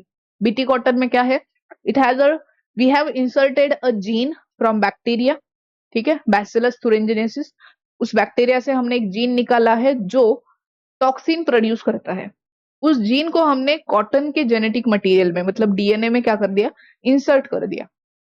अब उस कॉटन से उस कॉटन प्लांट को अगर वो इंसेक्ट खाने भी जाता है ना, तो वो टॉक्सिन उसके क्या करेगा, इंटेस्टाइन में एंटर कर देगा। जब वो उसके इंटेस्टाइन में एंटर करता है तो वो टॉक्सिन जो है बेसिकली पहले इनएक्टिव होता है, जैसे ही इंसेक्ट के गट में जाता है वो एक्टिव हो जाएगा under under the pH conditions, और उससे वो क्या कर देता है, पूरा ग्रैन्यूल फॉर्म कर देता है in the gut of insect, जिससे क्या होगा, उस इंसेक्ट का गट ब्लॉक हो जाएगा और वो वैसे ही स्टारवेशन से मर जाएगा। ठीक है, तो वो हमने एक बीटी कॉटन बनाया है। We also have BT brinjal, ठीक है। बीटी ब्रिंजल क्या करता है, जो भी पेस्ट वगैरह है उसको किल करने के लिए यूज करता है, like BT cotton only. Then we have golden rice form, ठीक है। गोल्डन राइस मैंने बताया था, it has vitamin A, right, it has the vitamin A. हमने क्या किया है, कैरेट से विटामिन ए का जीन निकाला और वो राइस में इंसर्ट कर दिया। अब राइस में भी क्या हो रहा है, नेचुरली विटामिन ए बन रहा है, ठीक है, containing 23 times more beta carotene than normal, ठीक है। 23 टाइम्स मोर बीटा कैरोटीन मतलब आपको विटामिन ए ज्यादा मिलेगा।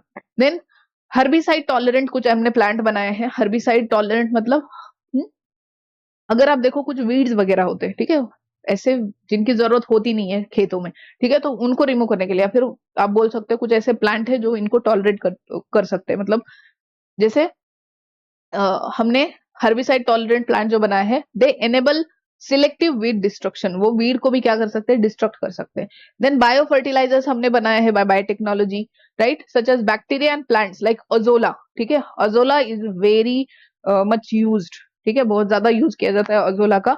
ये एक क्या है, bio fertiliser. Bio means living organism को यूज करके हमने ये फर्टिलाइजर बनाया है, जिसमें केमिकल का कुछ यूज नहीं हो रहा है, तो it is eco friendly we can say, ठीक है, and it is use as a bio fertiliser. Azolla का नाम याद रखना है, कोई भी एक बायो फर्टिलाइजर पूछा जा सकता है, राइट। देन एनिमल हस्बेंड्री में भी हम बायोटेक का यूज करते हैं to produce you can say hybrid animals, ठीक है, हाइब्रिड एनिमल बनाने के लिए। ऑल्सो आर्टिफिशियल इंसेमिनेशन वगैरह या फिर एम्ब्रियो ट्रांसफर, ठीक है, ऐसी जो प्रोसेसेस होती है, टेक्निक्स होती है, वो बायोटेक के अंडर आती है। Now two main methods, that is artificial insemination. Now what is artificial insemination? Insemination का मीनिंग पहले समझ लो। इंसेमिनेशन मतलब transfer of sperms into female reproductive system.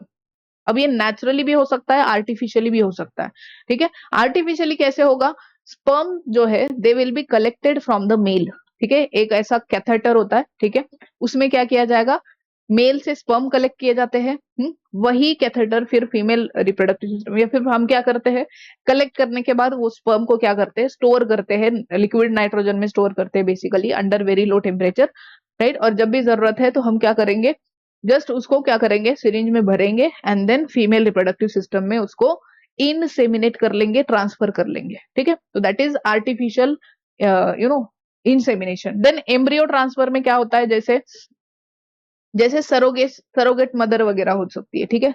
हमने क्या किया, लेबोरेटरी में एग एंड स्पर्म का फ्यूजन करवा लिया, उससे एम्ब्रियो बना। अब इस एम्ब्रियो को हम क्या करेंगे, फीमेल की जो रिप्रोडक्टिव सिस्टम है उसमें क्या करते हैं, ट्रांसफर कर देते हैं। तो that is embryo transfer, right. तो एनिमल्स वगैरह में किया जा सकता है। Then it also helps to improve both quality as well as quantity of animals, ठीक है।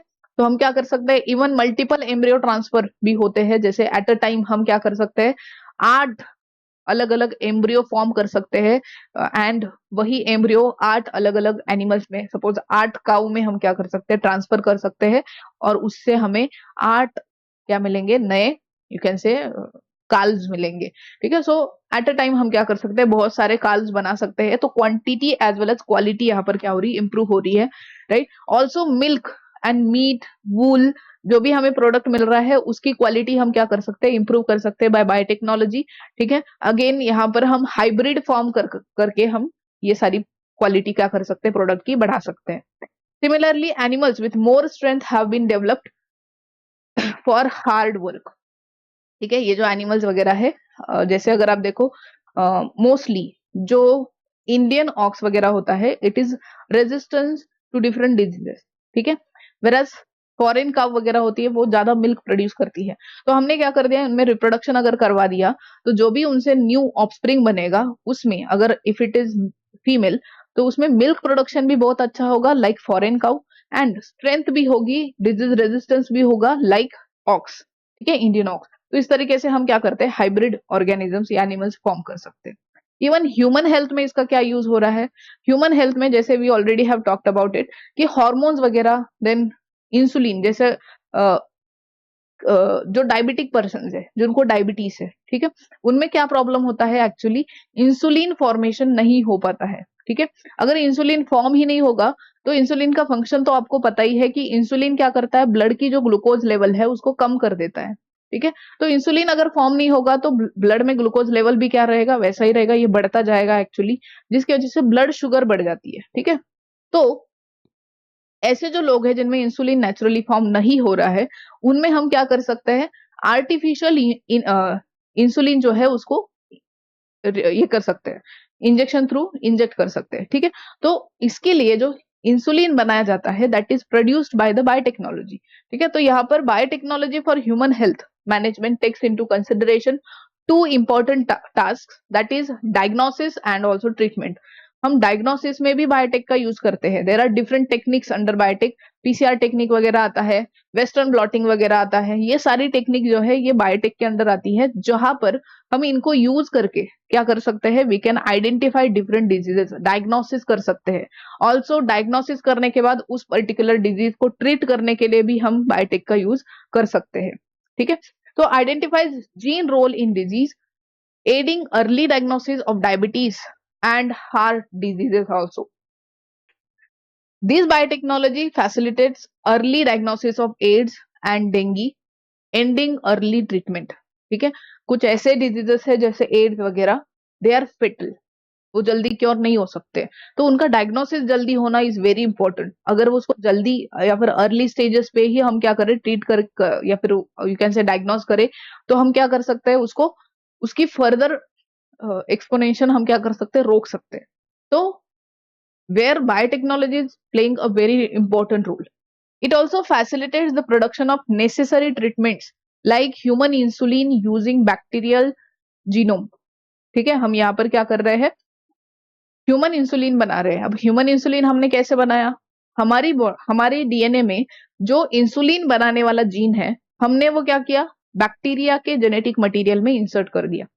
अब बैक्टीरिया के जेनेटिक मटेरियल मतलब डीएनए में जब हमने ह्यूमन इंसुलिन बनने वाला जीन इंसर्ट कर दिया, तो अब ये बैक्टीरिया में भी क्या होगा, इंसुलिन फॉर्म होने वाला है। Our gene, insulin forming gene has become the part of DNA of that bacteria. अब वो बैक्टीरिया के साथ साथ जैसे जैसे मतलब उसके अदर प्रोटीन्स फॉर्म होते जाएंगे, हमारा इंसुलिन भी फॉर्म होते जाएगा। ऐसे हमने बहुत सारे बैक्टीरिया बना ले। कैसे बनाते हैं, एक बैक्टीरिया बना लिया, उसी से दो बैक्टीरिया, फिर रिप्रोडक्शन होके 4, 8, और आपको तो पता है बैक्टीरिया कितने फास्ट फास्ट ग्रो करते हैं, ठीक है, रिप्रोड्यूस करते हैं। तो बहुत सारे हमारे पास बैक्टीरिया की कॉपी है। हर बैक्टीरिया से आपको इंसुलिन बनता हुआ दिखेगा। एंड ऑब्वियसली ऑब्वियसली इतने सारे बैक्टीरिया से इंसुलिन बन रहा है, तो हम क्या करते हैं उसको, एक्चुअली ये सारा होगा इंडस्ट्री लेवल पे, ठीक है। बहुत बड़े बड़े ऐसे बायोरिएक्टर्स होते हैं, उसमें हम ये बैक्टीरिया क्या करते हैं, मल्टीप्लाई करने के लिए छोड़ देते हैं। फिर बहुत सारे बैक्टीरिया जब बनेंगे तो उनसे हम क्या करेंगे, इस इंसुलिन को एक्सट्रैक्ट कर लेते हैं, उसका प्यूरिफिकेशन करते हैं, फिल्ट्रेशन करते हैं, फिर उसको वायल्स में भर के उसका क्वालिटी चेक करके मार्केट में बेच देते हैं, ठीक है। So this is how insulin is produce. तो ये जो इंसुलिन यहाँ पर बनाया है, हमने हमारे ही जीन का यूज करके बनाया है बेसिकली। तो ऑब्वियसली ह्यूमन जीन से बनाया है, तो हम में उसका कोई, आप बोल सकते हो इम्यून सिस्टम वगैरह आपको, आपकी जो है या फिर हमारी इम्यून सिस्टम जो है वो उस इंसुलिन को कुछ नहीं कर पाएगी, ठीक है, बिकॉज हमारे जीन से वो बना है, सेम हमारे जैसा, ठीक है। It produces various vaccine and antibiotics also, ठीक है। It is use in production of vaccine also. अब वैक्सीन कैसे बनते हैं, देखो वैक्सीन होता क्या है, it is basically you can say precaution to avoid the diseases, right. अगर पोलियो होने वाला है, जैसे जो डेडली डिजीजेस होते हैं, जनरली उनके लिए वैक्सीन है हमारे पास, ठीक है। अब बहुत सारे ऐसे डिजीजेस है जो एक्चुअली इरेडिकेट हो चुके हैं, पोलियो इरेडिकेट हो चुका है, स्मॉल पॉक्स इरेडिकेट हो चुका है, ठीक है। So there are different diseases जो अभी नहीं देखे जाते ज्यादातर, because we have vaccine available. After your birth आपको पूरे वैक्सीन दिए जाते हैं जितने भी अवेलेबल है, ठीक है। एंड वैक्सीन क्या करता है basically, it is you can say precaution, it is not a treatment, it is precaution. आप पहले ही वो डिजीज होने से पहले ही वैक्सीन ले रहे हो, तो so that you can get immunized to that particular pathogen, ठीक है। तो इसमें क्या करते हैं, वैक्सीन कैसे बनाया जाता है basically, vaccines are antigens use to acquire immunity against specific pathogen और डिजीज। होता क्या है एक्चुअली, आफ्टर योर बर्थ अगर आप देखो तो you are continuously facing different pathogens. अब ऐसा नहीं कि मेरे आसपास कोई पैथोजन है नहीं, there are many micro organisms around me, bacteria है, वायरसेस है, there entering in my body also, ठीक है। मेरे नोज से कुछ एंटर कर रहे हैं, ईयर, ठीक है, मेरी स्किन पे बैठे हुए हैं, तो ये सारे प्रेजेंट है। बट हुआ क्या है actually, I am on daily basis I am encountering with them, ठीक है। रोज मेरा उनके साथ मुकाबला हो रहा है, तो मुझे अब रोज है ना उठ के मुझे हमेशा उनसे डिजीज नहीं हो रहा, वो मुझे इन्फेक्शन नहीं कॉज कर रहे रोज। क्यों? Because my immune system knows them. मेरी इम्यून सिस्टम को पता चल गया है कि ये कौन से पैथोजन है और उनको कैसे फिनिश करना है, ठीक है। तो मुझे सिम्टम दिखने से पहले ही वो पैथोजन फिनिश किए जा रहे हैं बाय माय डब्ल्यूबीसीज यानी इम्यून सिस्टम, ठीक है। वैसे ही यही हम प्रॉपर्टी यूज कर रहे हैं इन वैक्सीन प्रोडक्शन। अगर कोई पैथोजन आपके बॉडी में ऑलरेडी पहले एंटर कर चुका है, पहले बार में आपको क्या होता है, सिम्टम दिखते हैं, थोड़ा ज्यादा तकलीफ भी हो सकती है। बट सेम पैथोजन अगर दूसरी टाइम आपके बॉडी में एंटर करता है, दूसरी, तीसरी या फिर नेक्स्ट, तो आपको सिम्टम्स कम दिखेंगे, because your body is immunised. पहले बार जब इन्फेक्शन हुआ था ना, तभी आपकी बॉडी ने, मतलब इम्यून सिस्टम ने, इम्यून सेल्स ने उनको पहचान लिया था और उनके अगेंस्ट एक पर्टिकुलर इम्यून रिस्पॉन्स जनरेट किया था, और वो अब मेमोरी की तरह आपकी बॉडी में स्टोर है in the form of antibodies वगैरह, मेमोरी सेल्स वगैरह, ठीक है। तो वो जो मेमोरी सेल्स है, वो नेक्स्ट टाइम जब सेम पैथोजन का इन्फेक्शन होता है आपको, तो वो फास्टली एक्टिवेट हो जाती है, फटाफट मल्टीप्लाई करती है और उस पैथोजन को किल कर देती है। तो उतने पीरियड में आपको सिम्टम भी ज्यादा नहीं दिखेंगे, ठीक है। थोड़े बहुत सिम्टम दिखते हैं, फीवर वगैरह या फिर थोड़े बहुत, तो ज्यादा कुछ नहीं होगा। जब second time, third time infection होगा सेम पैथोजन का, पहली बार आपको ज्यादा तकलीफ हो सकती है। तो यही हम प्रिंसिपल यहाँ पर यूज कर रहे हैं कि सपोज, बट हम यहाँ पर ज्यादातर लाइव पैथोजन यूज नहीं करते। जो वैक्सीन हम बना रहे हैं ना, we are not using live pathogen. Live pathogen use करोगे तो हमने मतलब खुद के पैर पे खुद कुलाड़ी मार रहे हो, ऐसा हो जाएगा। तो बेसिकली हम क्या करते हैं, वैक्सीन जो है, इसमें सपोज मुझे पोलियो का वैक्सीन बनाना है। पोलियो का वैक्सीन मैं कैसे बनाऊंगी, मैंने क्या किया, वायरस को कलेक्ट किया, उसमें कुछ सीरम या फिर आप बोल सकते हो एक लिक्विड मीडियम वगैरह डाला जाता है। फिर वो जो पूरा एक इंजेक्शन वगैरह है, ठीक है, या फिर जनरली पोलियो का तो ड्रॉप के थ्रू दिया जाता है, ठीक है। तो वो जो ड्रॉप्स वगैरह है, उन ड्रॉप में एक्चुअली क्या होगा, वो वायरस प्रेजेंट होगा, बट वो वायरस लाइव नहीं है, it is actually weak pathogen. Virus को क्या कर दिया हमने, वीक कर दिया हीट वगैरह से, ठीक है, या फिर उसको मार दिया, किल कर दिया, डेड कर दिया। और फिर हम क्या कर रहे हैं, उनकी दो ड्रॉप जिंदगी के, दो बूंद जिंदगी के बोलते हो ना, तो वो बूंद जब हम ड्रॉप ले लेंगे तो हमारी वो बॉडी में एंटर करेगा, ठीक है। तो हमारी बॉडी में जैसे ही वो एंटर करेगा, ऑब्वियसली वायरस भी उस ड्रॉप के साथ एंटर कर रहा है, क्योंकि उस सोल्यूशन में एक्चुअली जो भी बनाया है हमने वैक्सीन, उसमें एक्चुअली वायरस है, पोलियो का वायरस। बट वो कैसा है, वीक बॉडी है, तो हम में वो ज्यादा इन्फेक्शन कॉज नहीं कर पाएगा, खुद वीक पड़ा है या फिर डेड हो चुका है, ठीक है। तो ऐसे हमने क्या किए, वैक्सीन बना लिया। जब वैक्सीन में ये वायरस रहेगा और ये हमारी बॉडी में एंटर करेगा थ्रू वैक्सीन, तो क्या होगा, हमारी इम्यून सिस्टम पहली बार में ज्यादा टाइम लेती है to identify the particular pathogen, क्योंकि हमारी इम्यून सेल्स ने उनको पहले देखा नहीं है, तो उनको आइडेंटिफाई करना है, फिर उनके लिए कुछ एंटीबॉडी बनानी है, फिर उसको किल करना है।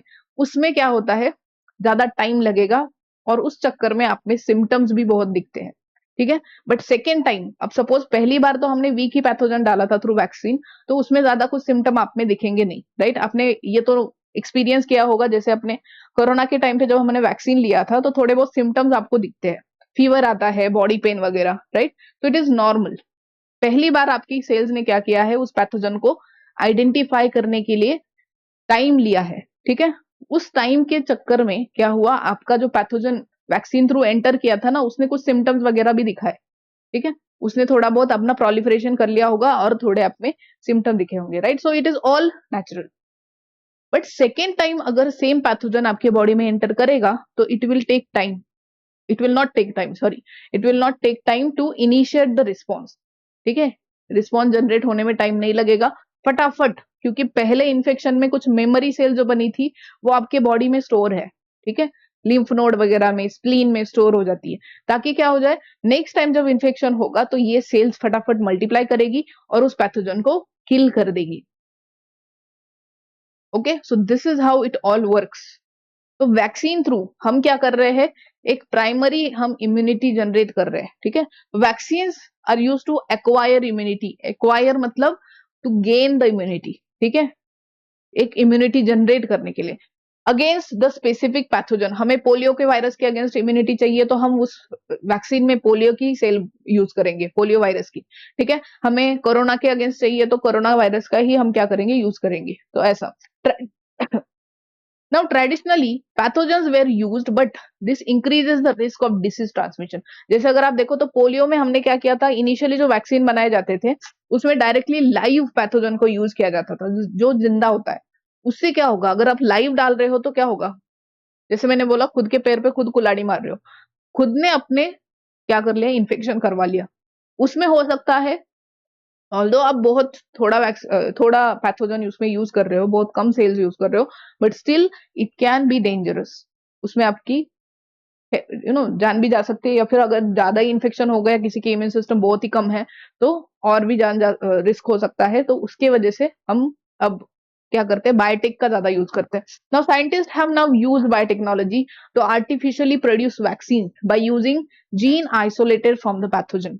Now, this method allows a safer vaccine as the antigen produced in the laboratory and used as a vaccine over here. हम यहाँ पर एंटीजन जो है वो लेबोरेटरी में बना रहे हैं एंड उसी को वैक्सीन में यूज कर रहे हैं। तो लाइव पैथोजन हम यहाँ पर यूज नहीं कर रहे, तो उससे हमें इन्फेक्शन भी नहीं हो पाएगा, ठीक है, और हमें इम्यूनिटी भी मिल जाएगी फर्स्ट इन्फेक्शन की वजह से।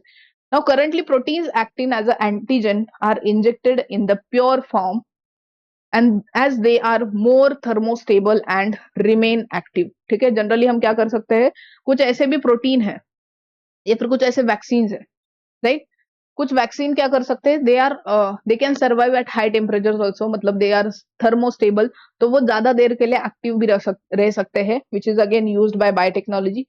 Now examples of vaccine produced by using biotechnology include hepatitis का वैक्सीन, ठीक है, पोलियो का vaccine also. We have now prepared the polio as well as hepatitis vaccine by using biotechnology, ठीक है। हेपेटाइटिस ये भी एक डेडली डिजीज बोल सकते हो आप, ठीक है। तो इसमें भी हमने क्या किया है, वैक्सीन बनाया, because both of them polio as well as hepatitis they are you can say viral diseases, और वायरल डिजीजेस डेडली हो सकते हैं because they can not be cure. तो उनसे हम क्या कर सकते हैं, खुद को बचाने के लिए प्रिकॉशन के तौर पर हम वैक्सीन ले सकते हैं, दैट इज मोर बेनिफिशियल। कुछ एडिबल वैक्सीन भी है, राइट, उसमें हमें सिरिंज वगैरह का यूज नहीं करना है, डायरेक्टली खाओ, वैक्सीन को हम खा सकते हैं, ठीक है। इडिबल वैक्सीन है, मतलब जैसे पोटैटो हो गया, देन ऐसे कुछ वेजिटेबल्स है जिनमें हमने क्या किया है, उस पैथोजन को इंसर्ट कर दिया है, ताकि अब जो पोटैटो वगैरह आप खा रहे हो तो उसमें डायरेक्टली क्या प्रेजेंट होगा, वो पर्टिकुलर डिजीज वाला एंटीजन प्रेजेंट होगा, पैथोजन प्रेजेंट होगा, ताकि क्या हो जाए आपको, अब आपको सिरिंज वगैरह का यूज नहीं करना है, डायरेक्टली आप पोटैटो खा के क्या हो सकते हैं, इम्यून हो सकते हो। Edible vaccine are food based vaccine produce through the biotechnology. इसमें हम क्या कर रहे हैं, transgenic potatoes contain vaccine against bacteria like Vibrio cholerae and Escherichia coli. Cholera के लिए हमारे पास ये वैक्सीन है, इडिबल वैक्सीन, जिसमें हमने पोटैटो में क्या किया है, कोलार जो विब्रियो कॉलरी है, बैक्टीरिया है, उसको क्या कर दिया है, उसकी सेल्स को इंसर्ट कर दिया है। अगर आप यही रॉ पोटैटोज खाते हो तो you will get immunity, but उसको रॉ खाना पड़ेगा, पका के नहीं, पका के खाओगे तो कोई यूज नहीं होगा, right. So you can get the immunity against cholera as well as E coli, ठीक है। तो इस तरीके से हम क्या कर सकते हैं, इडिबल वैक्सीन बना सकते हैं। देखो ये है ये है एक बैक्टीरिया, ठीक है, एगेरोबैक्टीरियम ट्यूमेफेशियंस। इससे हमने क्या लिया है, ये प्लाज्मिड होता है, सर्कुलर डीएनए होता है, ये निकाल लिया। फिर हमने क्या किया, सपोज एक वायरस है,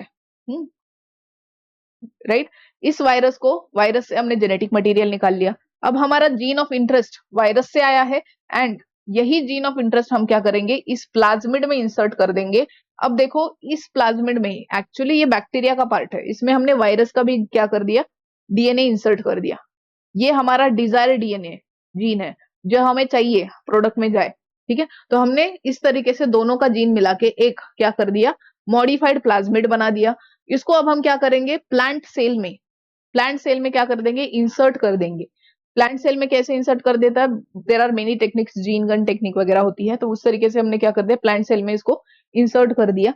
फिर क्या होगा, इस प्लांट सेल को हम टिश्यू कल्चर से क्या करेंगे, मल्टीप्लाई करेंगे, उसके बहुत सारी नंबर्स बढ़ा देंगे, फिर धीरे धीरे प्लांटलेट्स बना लेंगे, प्लांटलेट को फिर हम फील्ड में क्या करेंगे, ग्रो करेंगे। तो इस तरीके से हम क्या कर सकते हैं, एडिबल वैक्सीन बना सकते हैं। अब यहाँ पर देखो ये जो जीन है ना, it is actually pathogenic gene, right. ये जब आपकी बॉडी में एंटर करेगा थ्रू दिस फूड, ठीक है, तो क्या हो जाएगा, आपको इम्यूनिटी मिल जाएगी, you will get the immunity through the food, right?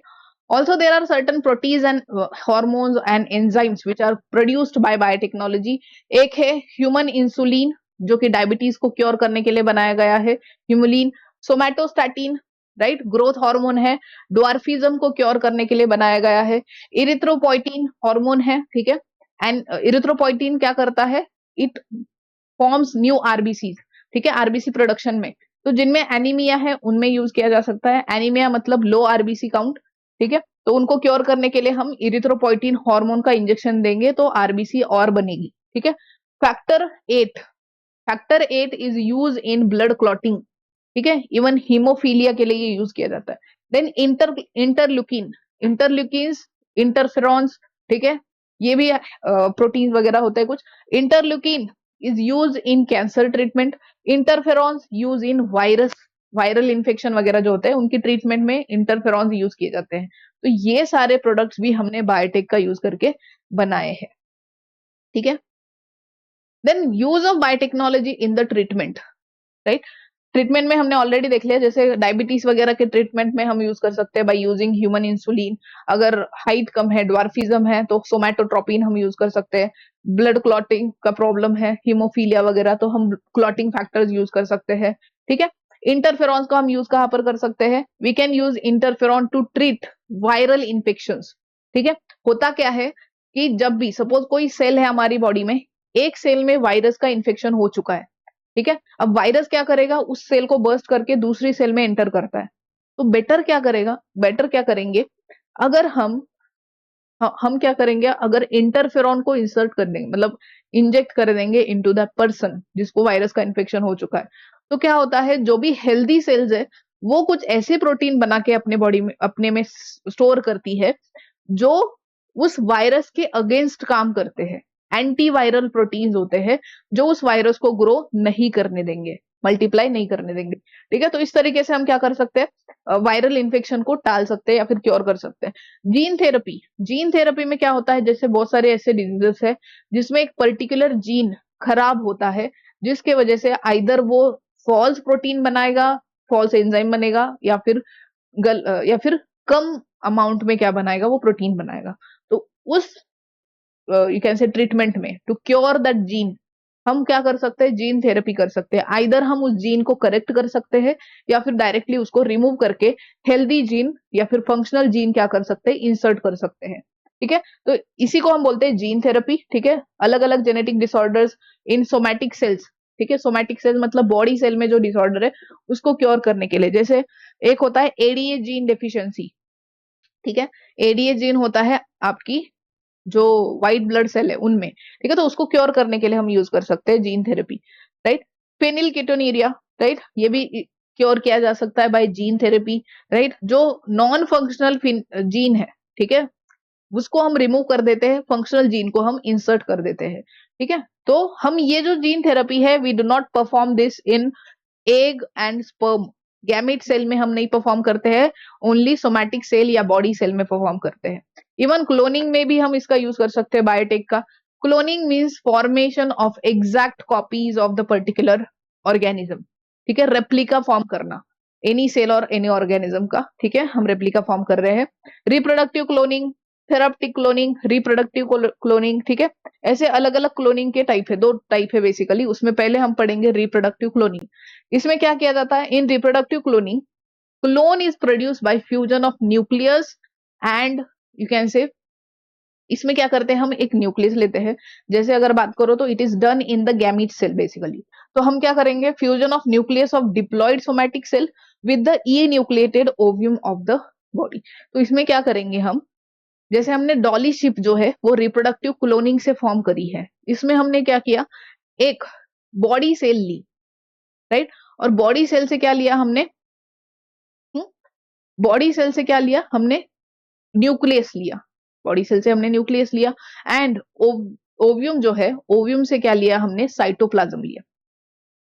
समझ आ रहा है, एक हमने बॉडी सेल ली, दूसरा हमने ओव्यूम या एग लिया, राइट। अब क्या करेंगे हम, एक सेल का साइटोप्लाज्म यूज करेंगे, दूसरी सेल का न्यूक्लियस यूज करेंगे। तो न्यूक्लियस हम यूज कर रहे हैं यहाँ पर सोमैटिक सेल का, मतलब बॉडी सेल का, एंड साइटोप्लाज्म हम यूज कर रहे हैं एग सेल, ओव्यूम का। ठीक है, अब क्या करेंगे, दोनों का फ्यूजन करा देंगे और जिससे आगे जो प्रोडक्ट बनेगा दैट विल बी क्लोन। इसी तरीके से हमने डॉली शिप बनाई है।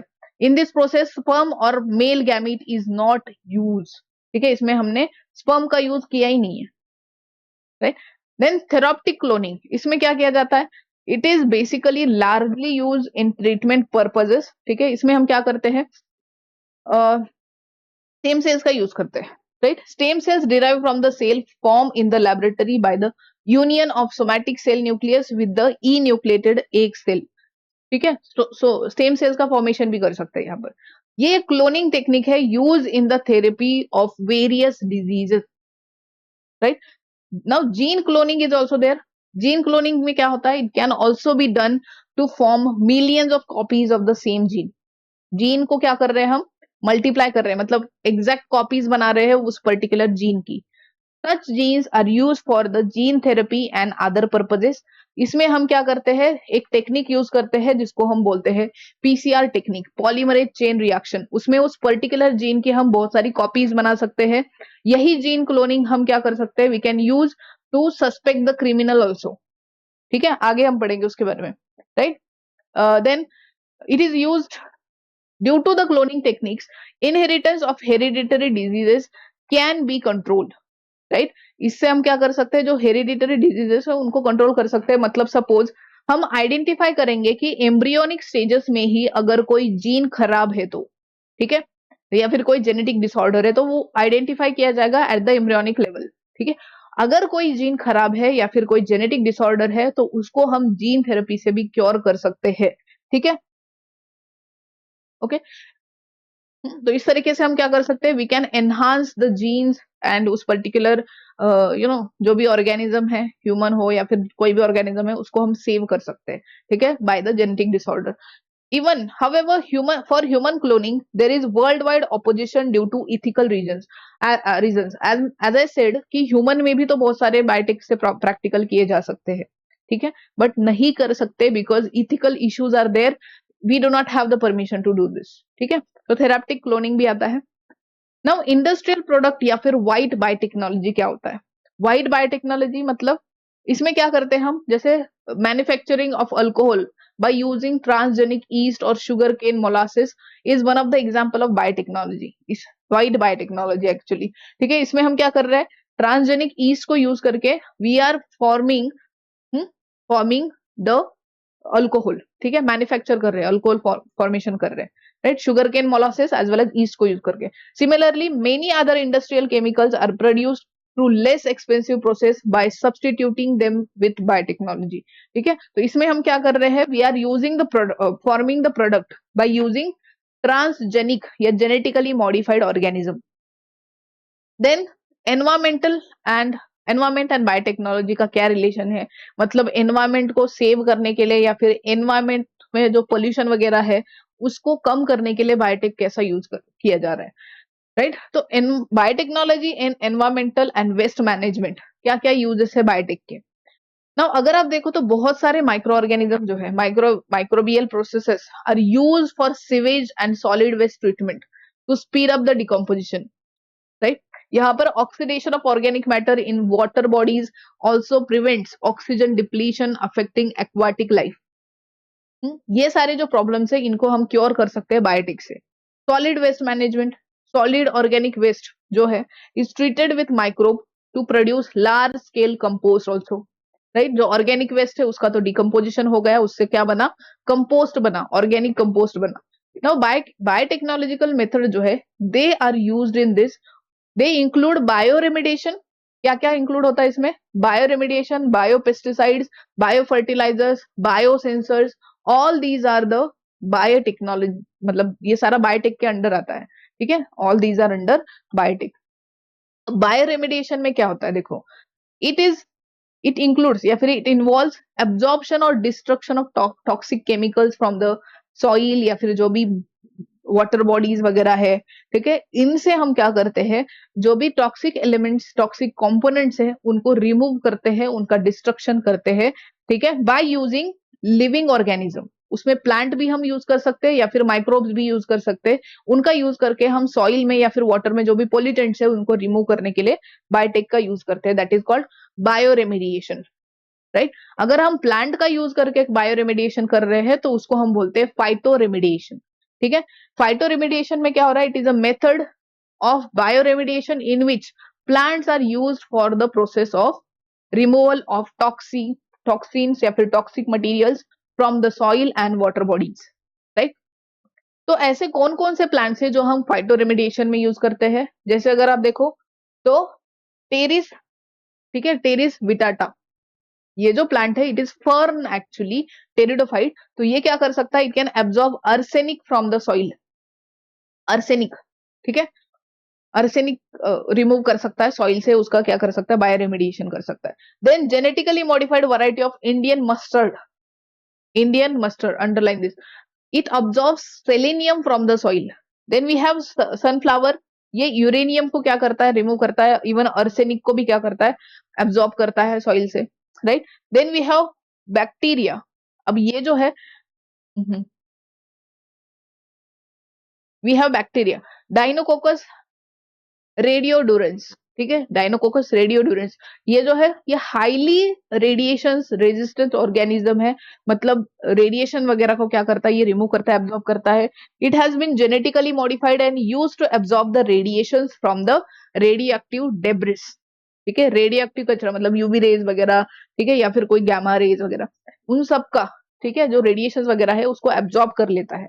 इवन वी हैव सिडोमोनास बैक्टीरिया, ये भी क्या करता है, हाइड्रोकार्बन वगैरह जो है या फिर ऑयल स्पिल्स, ऑयल स्पिल्स वगैरह को क्लीन करने के लिए इसको यूज किया जाता है, cleaning the hydrocarbons and oil spills. Also grasses like अल्फाल्फा, clover and rye are used in phytoremediation. ठीक है, so these are all phytoremediation के एग्जाम्पल. आपको इस पे ये एग्जाम्पल आपको याद रखना है, इस पे पूछा जा सकता है फाइटो रेमिडिएशन क्या होता है and what are the examples.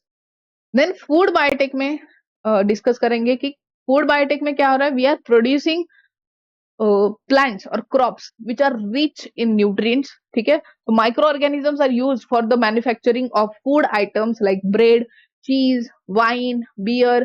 ठीक है, yoghurt, vinegar, soya sauce. Even हम क्रॉप भी ऐसे प्रोड्यूस करते हैं जिनमें न्यूट्रिएंट रिच वैल्यूज हो.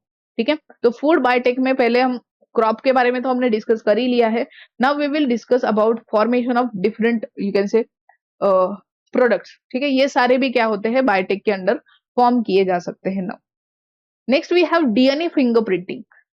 डीएनए फिंगरप्रिंटिंग मतलब जैसे अगर आप देखो तो हमारा जो फिंगरप्रिंट है, ठीक है, हर इंसान का, हर ह्यूमन का फिंगरप्रिंट अलग है. ठीक है, इट इज नॉट आइडेंटिकल, किसी के साथ मैच नहीं हो सकता. वैसे हमारा जो डीएनए है it is specific for us. ठीक है, मतलब it can not be matched with any other human. हमारे जीन्स अलग है. ठीक है, we do not have the similar gene, we do not share the similar genes. हमारा जो न्यूक्लियोटाइड का सीक्वेंस है वो सब में अलग अलग है, जिसके वजह से जीन अलग है. जीन अलग है तो ऑब्वियसली प्रोटीन अलग फॉर्म होगा, जिसके वजह से हमारे कैरेक्टर्स भी अलग दिखते हैं. ठीक है, अगर आप इवन पेरेंट एंड ऑफस्प्रिंग में भी कंपेयर करो तो बहुत सारे डिफरेंसेस आपको दिखते हैं. ये सब अगर आप माइक्रो लेवल पे देखो तो it is due to the gene and nucleotide sequence. Now, in every organism, the nucleotide sequence in the DNA is unique. ये unique होता है. It is not same for all. In human being, fingerprint is unique for every person. Similarly, DNA is also unique. Therefore, the technique to identify any person can be proved by this DNA. हम क्या कर सकते हैं, अगर हमें छोटा सा भी DNA सैंपल मिला तो उससे हम क्या कर सकते हैं, जनरली क्रिमिनल वगैरह को आइडेंटिफाई करने के लिए ये टेक्निक यूज करी जा सकती है. राइट, देन पेरेंट वगैरह. ठीक है, पेरेंट को आइडेंटिफाई करने के लिए ये टेक्निक यूज की जा सकती है. All those things. So in India centre for DNA fingerprinting and diagnostic is located इन हैदराबाद. कहां पर लोकेटेड है, हैदराबाद. और यहाँ पर ये सारी प्रोसेसेस होती है. Centre for DNA fingerprinting and diagnostic located in Hyderabad. ठीक है, रिमेंबर दैट.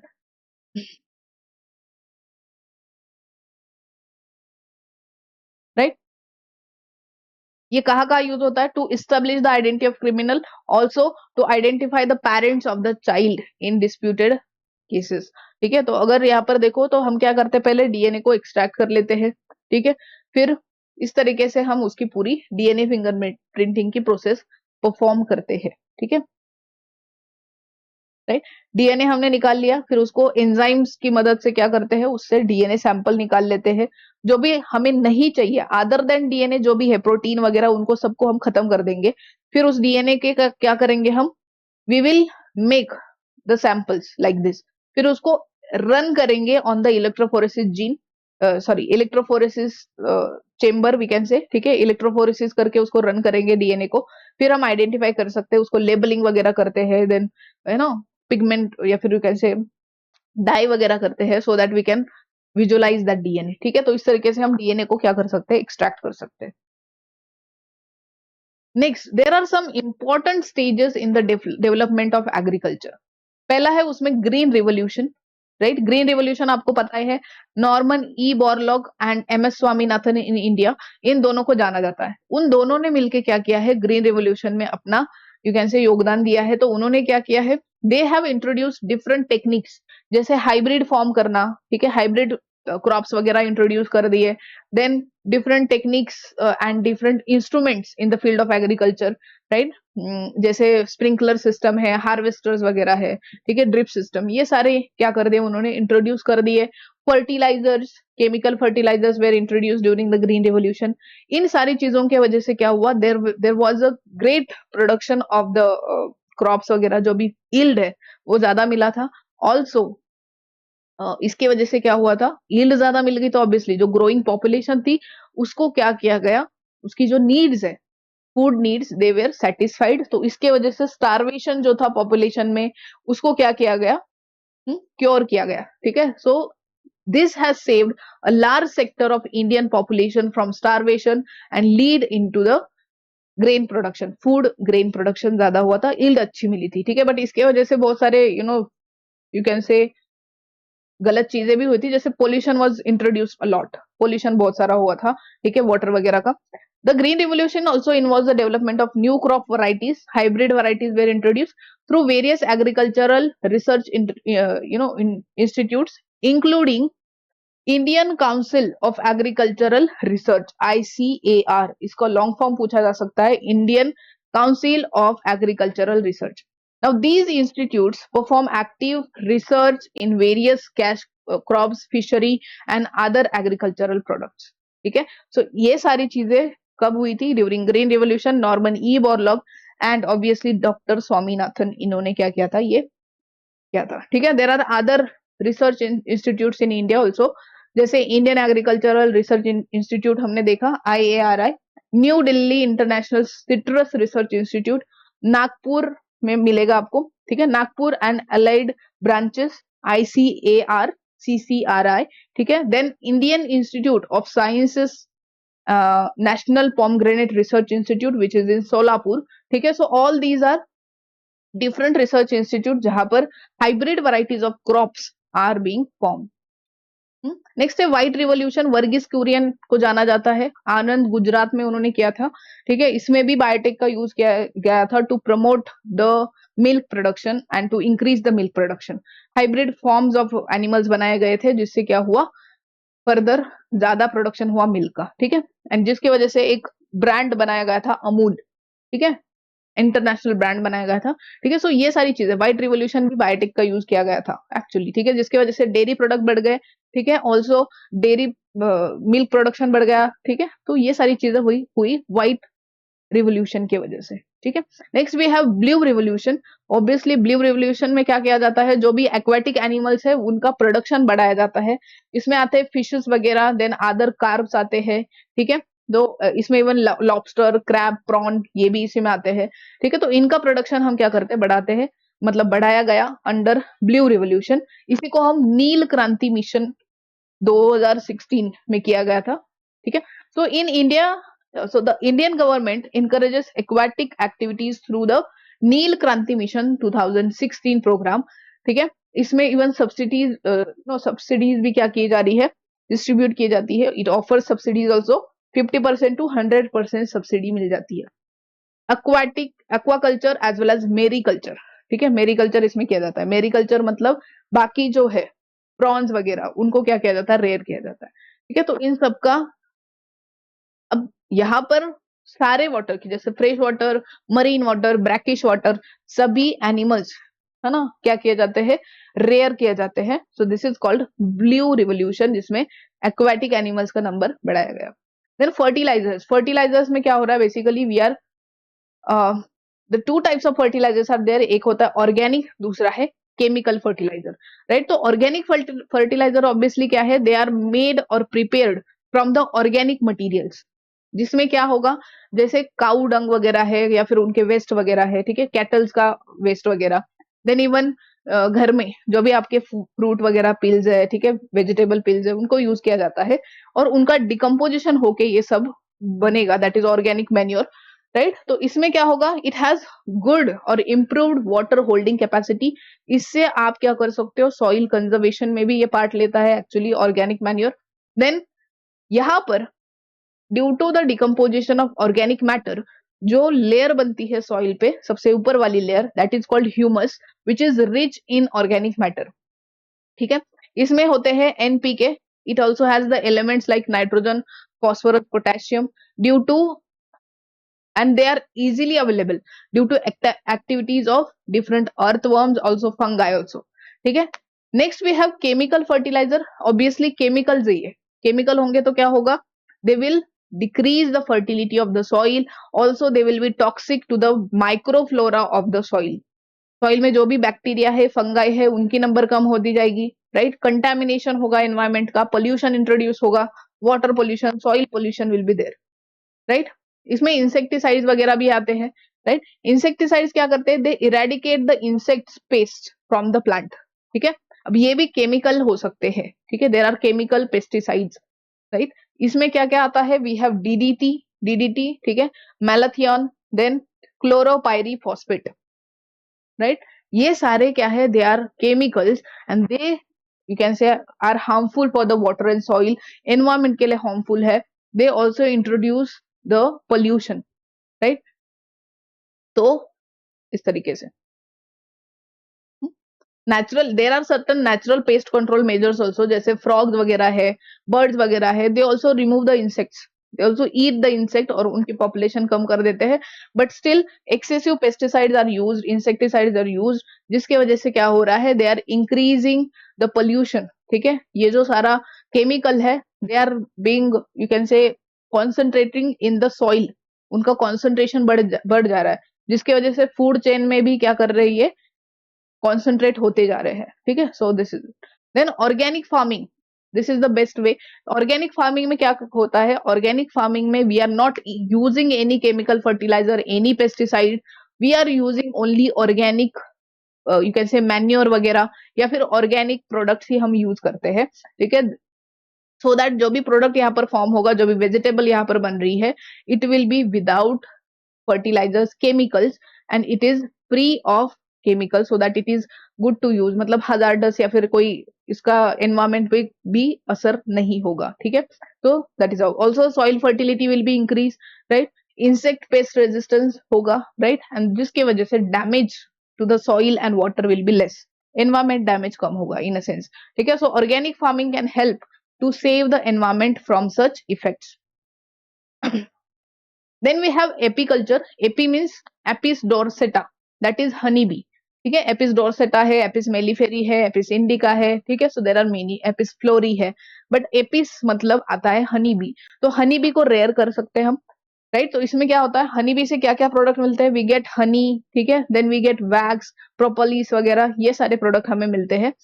तो इसमें हम क्या कर सकते हैं, आर्टिफिशियल हाइव बनाए जाते हैं, और इन आर्टिफिशियल हाइव में हनी बी को रखा जाता है, वुडन बॉक्स के फॉर्म में होता है, और उसमें हम हनी बीज को रखते हैं, उनको पालते हैं, रेयर करते हैं।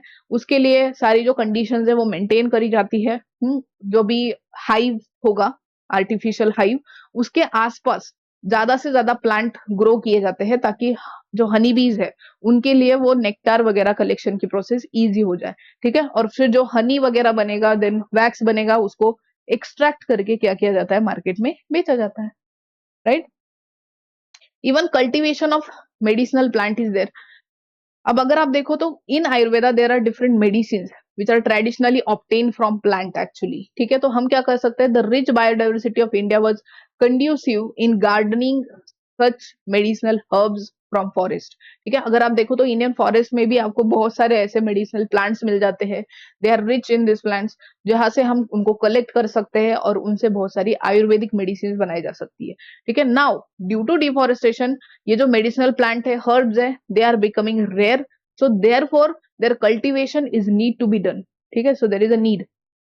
नेक्स्ट फ्रूट प्रोसेसिंग में इसका यूज किया जाता है। Fruit processing can form following products, जैसे हम चॉकलेट बना सकते हैं, जूसेस, जैम, जेलीज बना सकते हैं by processing fruits, right. Since fruits are perishable agro products, मतलब they can decompose, you know, जल्दी डिकम्पोज हो जाते हैं, and processing is must on them. तो उनको प्रोसेस करना बहुत जरूरी है ताकि वो ज्यादा देर तक के लिए टिके रहे। तो उनको क्या किया जाता है, राइट, उनको कोल्ड स्टोरेज किया जाता है, ड्राइंग, साल्टिंग, ठीक है, ऐसी प्रिजर्वेशन मेथड्स यूज करी जाती है, टाइट पैकिंग करी जाती है, राइट। जो जैम्स वगैरह है वो बनाए जाते हैं, ठीक है, उनका कंडेंसिंग हो जाता है, किया जाता है। तो ये सारी जो प्रोसेसेस है, they are used in the fruit processing. तो ये भी क्या है, एक टेक्निक है जिसमें फ्रूट को प्रोसेस किया जाता है ताकि वो ज्यादा समय के लिए क्या कर सके, टिक सके, ठीक है। They can be used later, for their later use we can save them, preserve them. So all this comes under the biotechnology actually. So with this we end this chapter, जिसमें हमने सेल बायोलॉजी भी discuss कर लिया है। we have also discussed about the biotechnology, उसके uses in different fields, ठीक है, और कैसे वो किया जाता है। Tissue culture is again very important thing. So with this we are ending this chapter. ठीक है. So that is it for today. In the next class we will come up with next topic, next chapter actually. So yes, till then, take care, bye bye, and keep learning.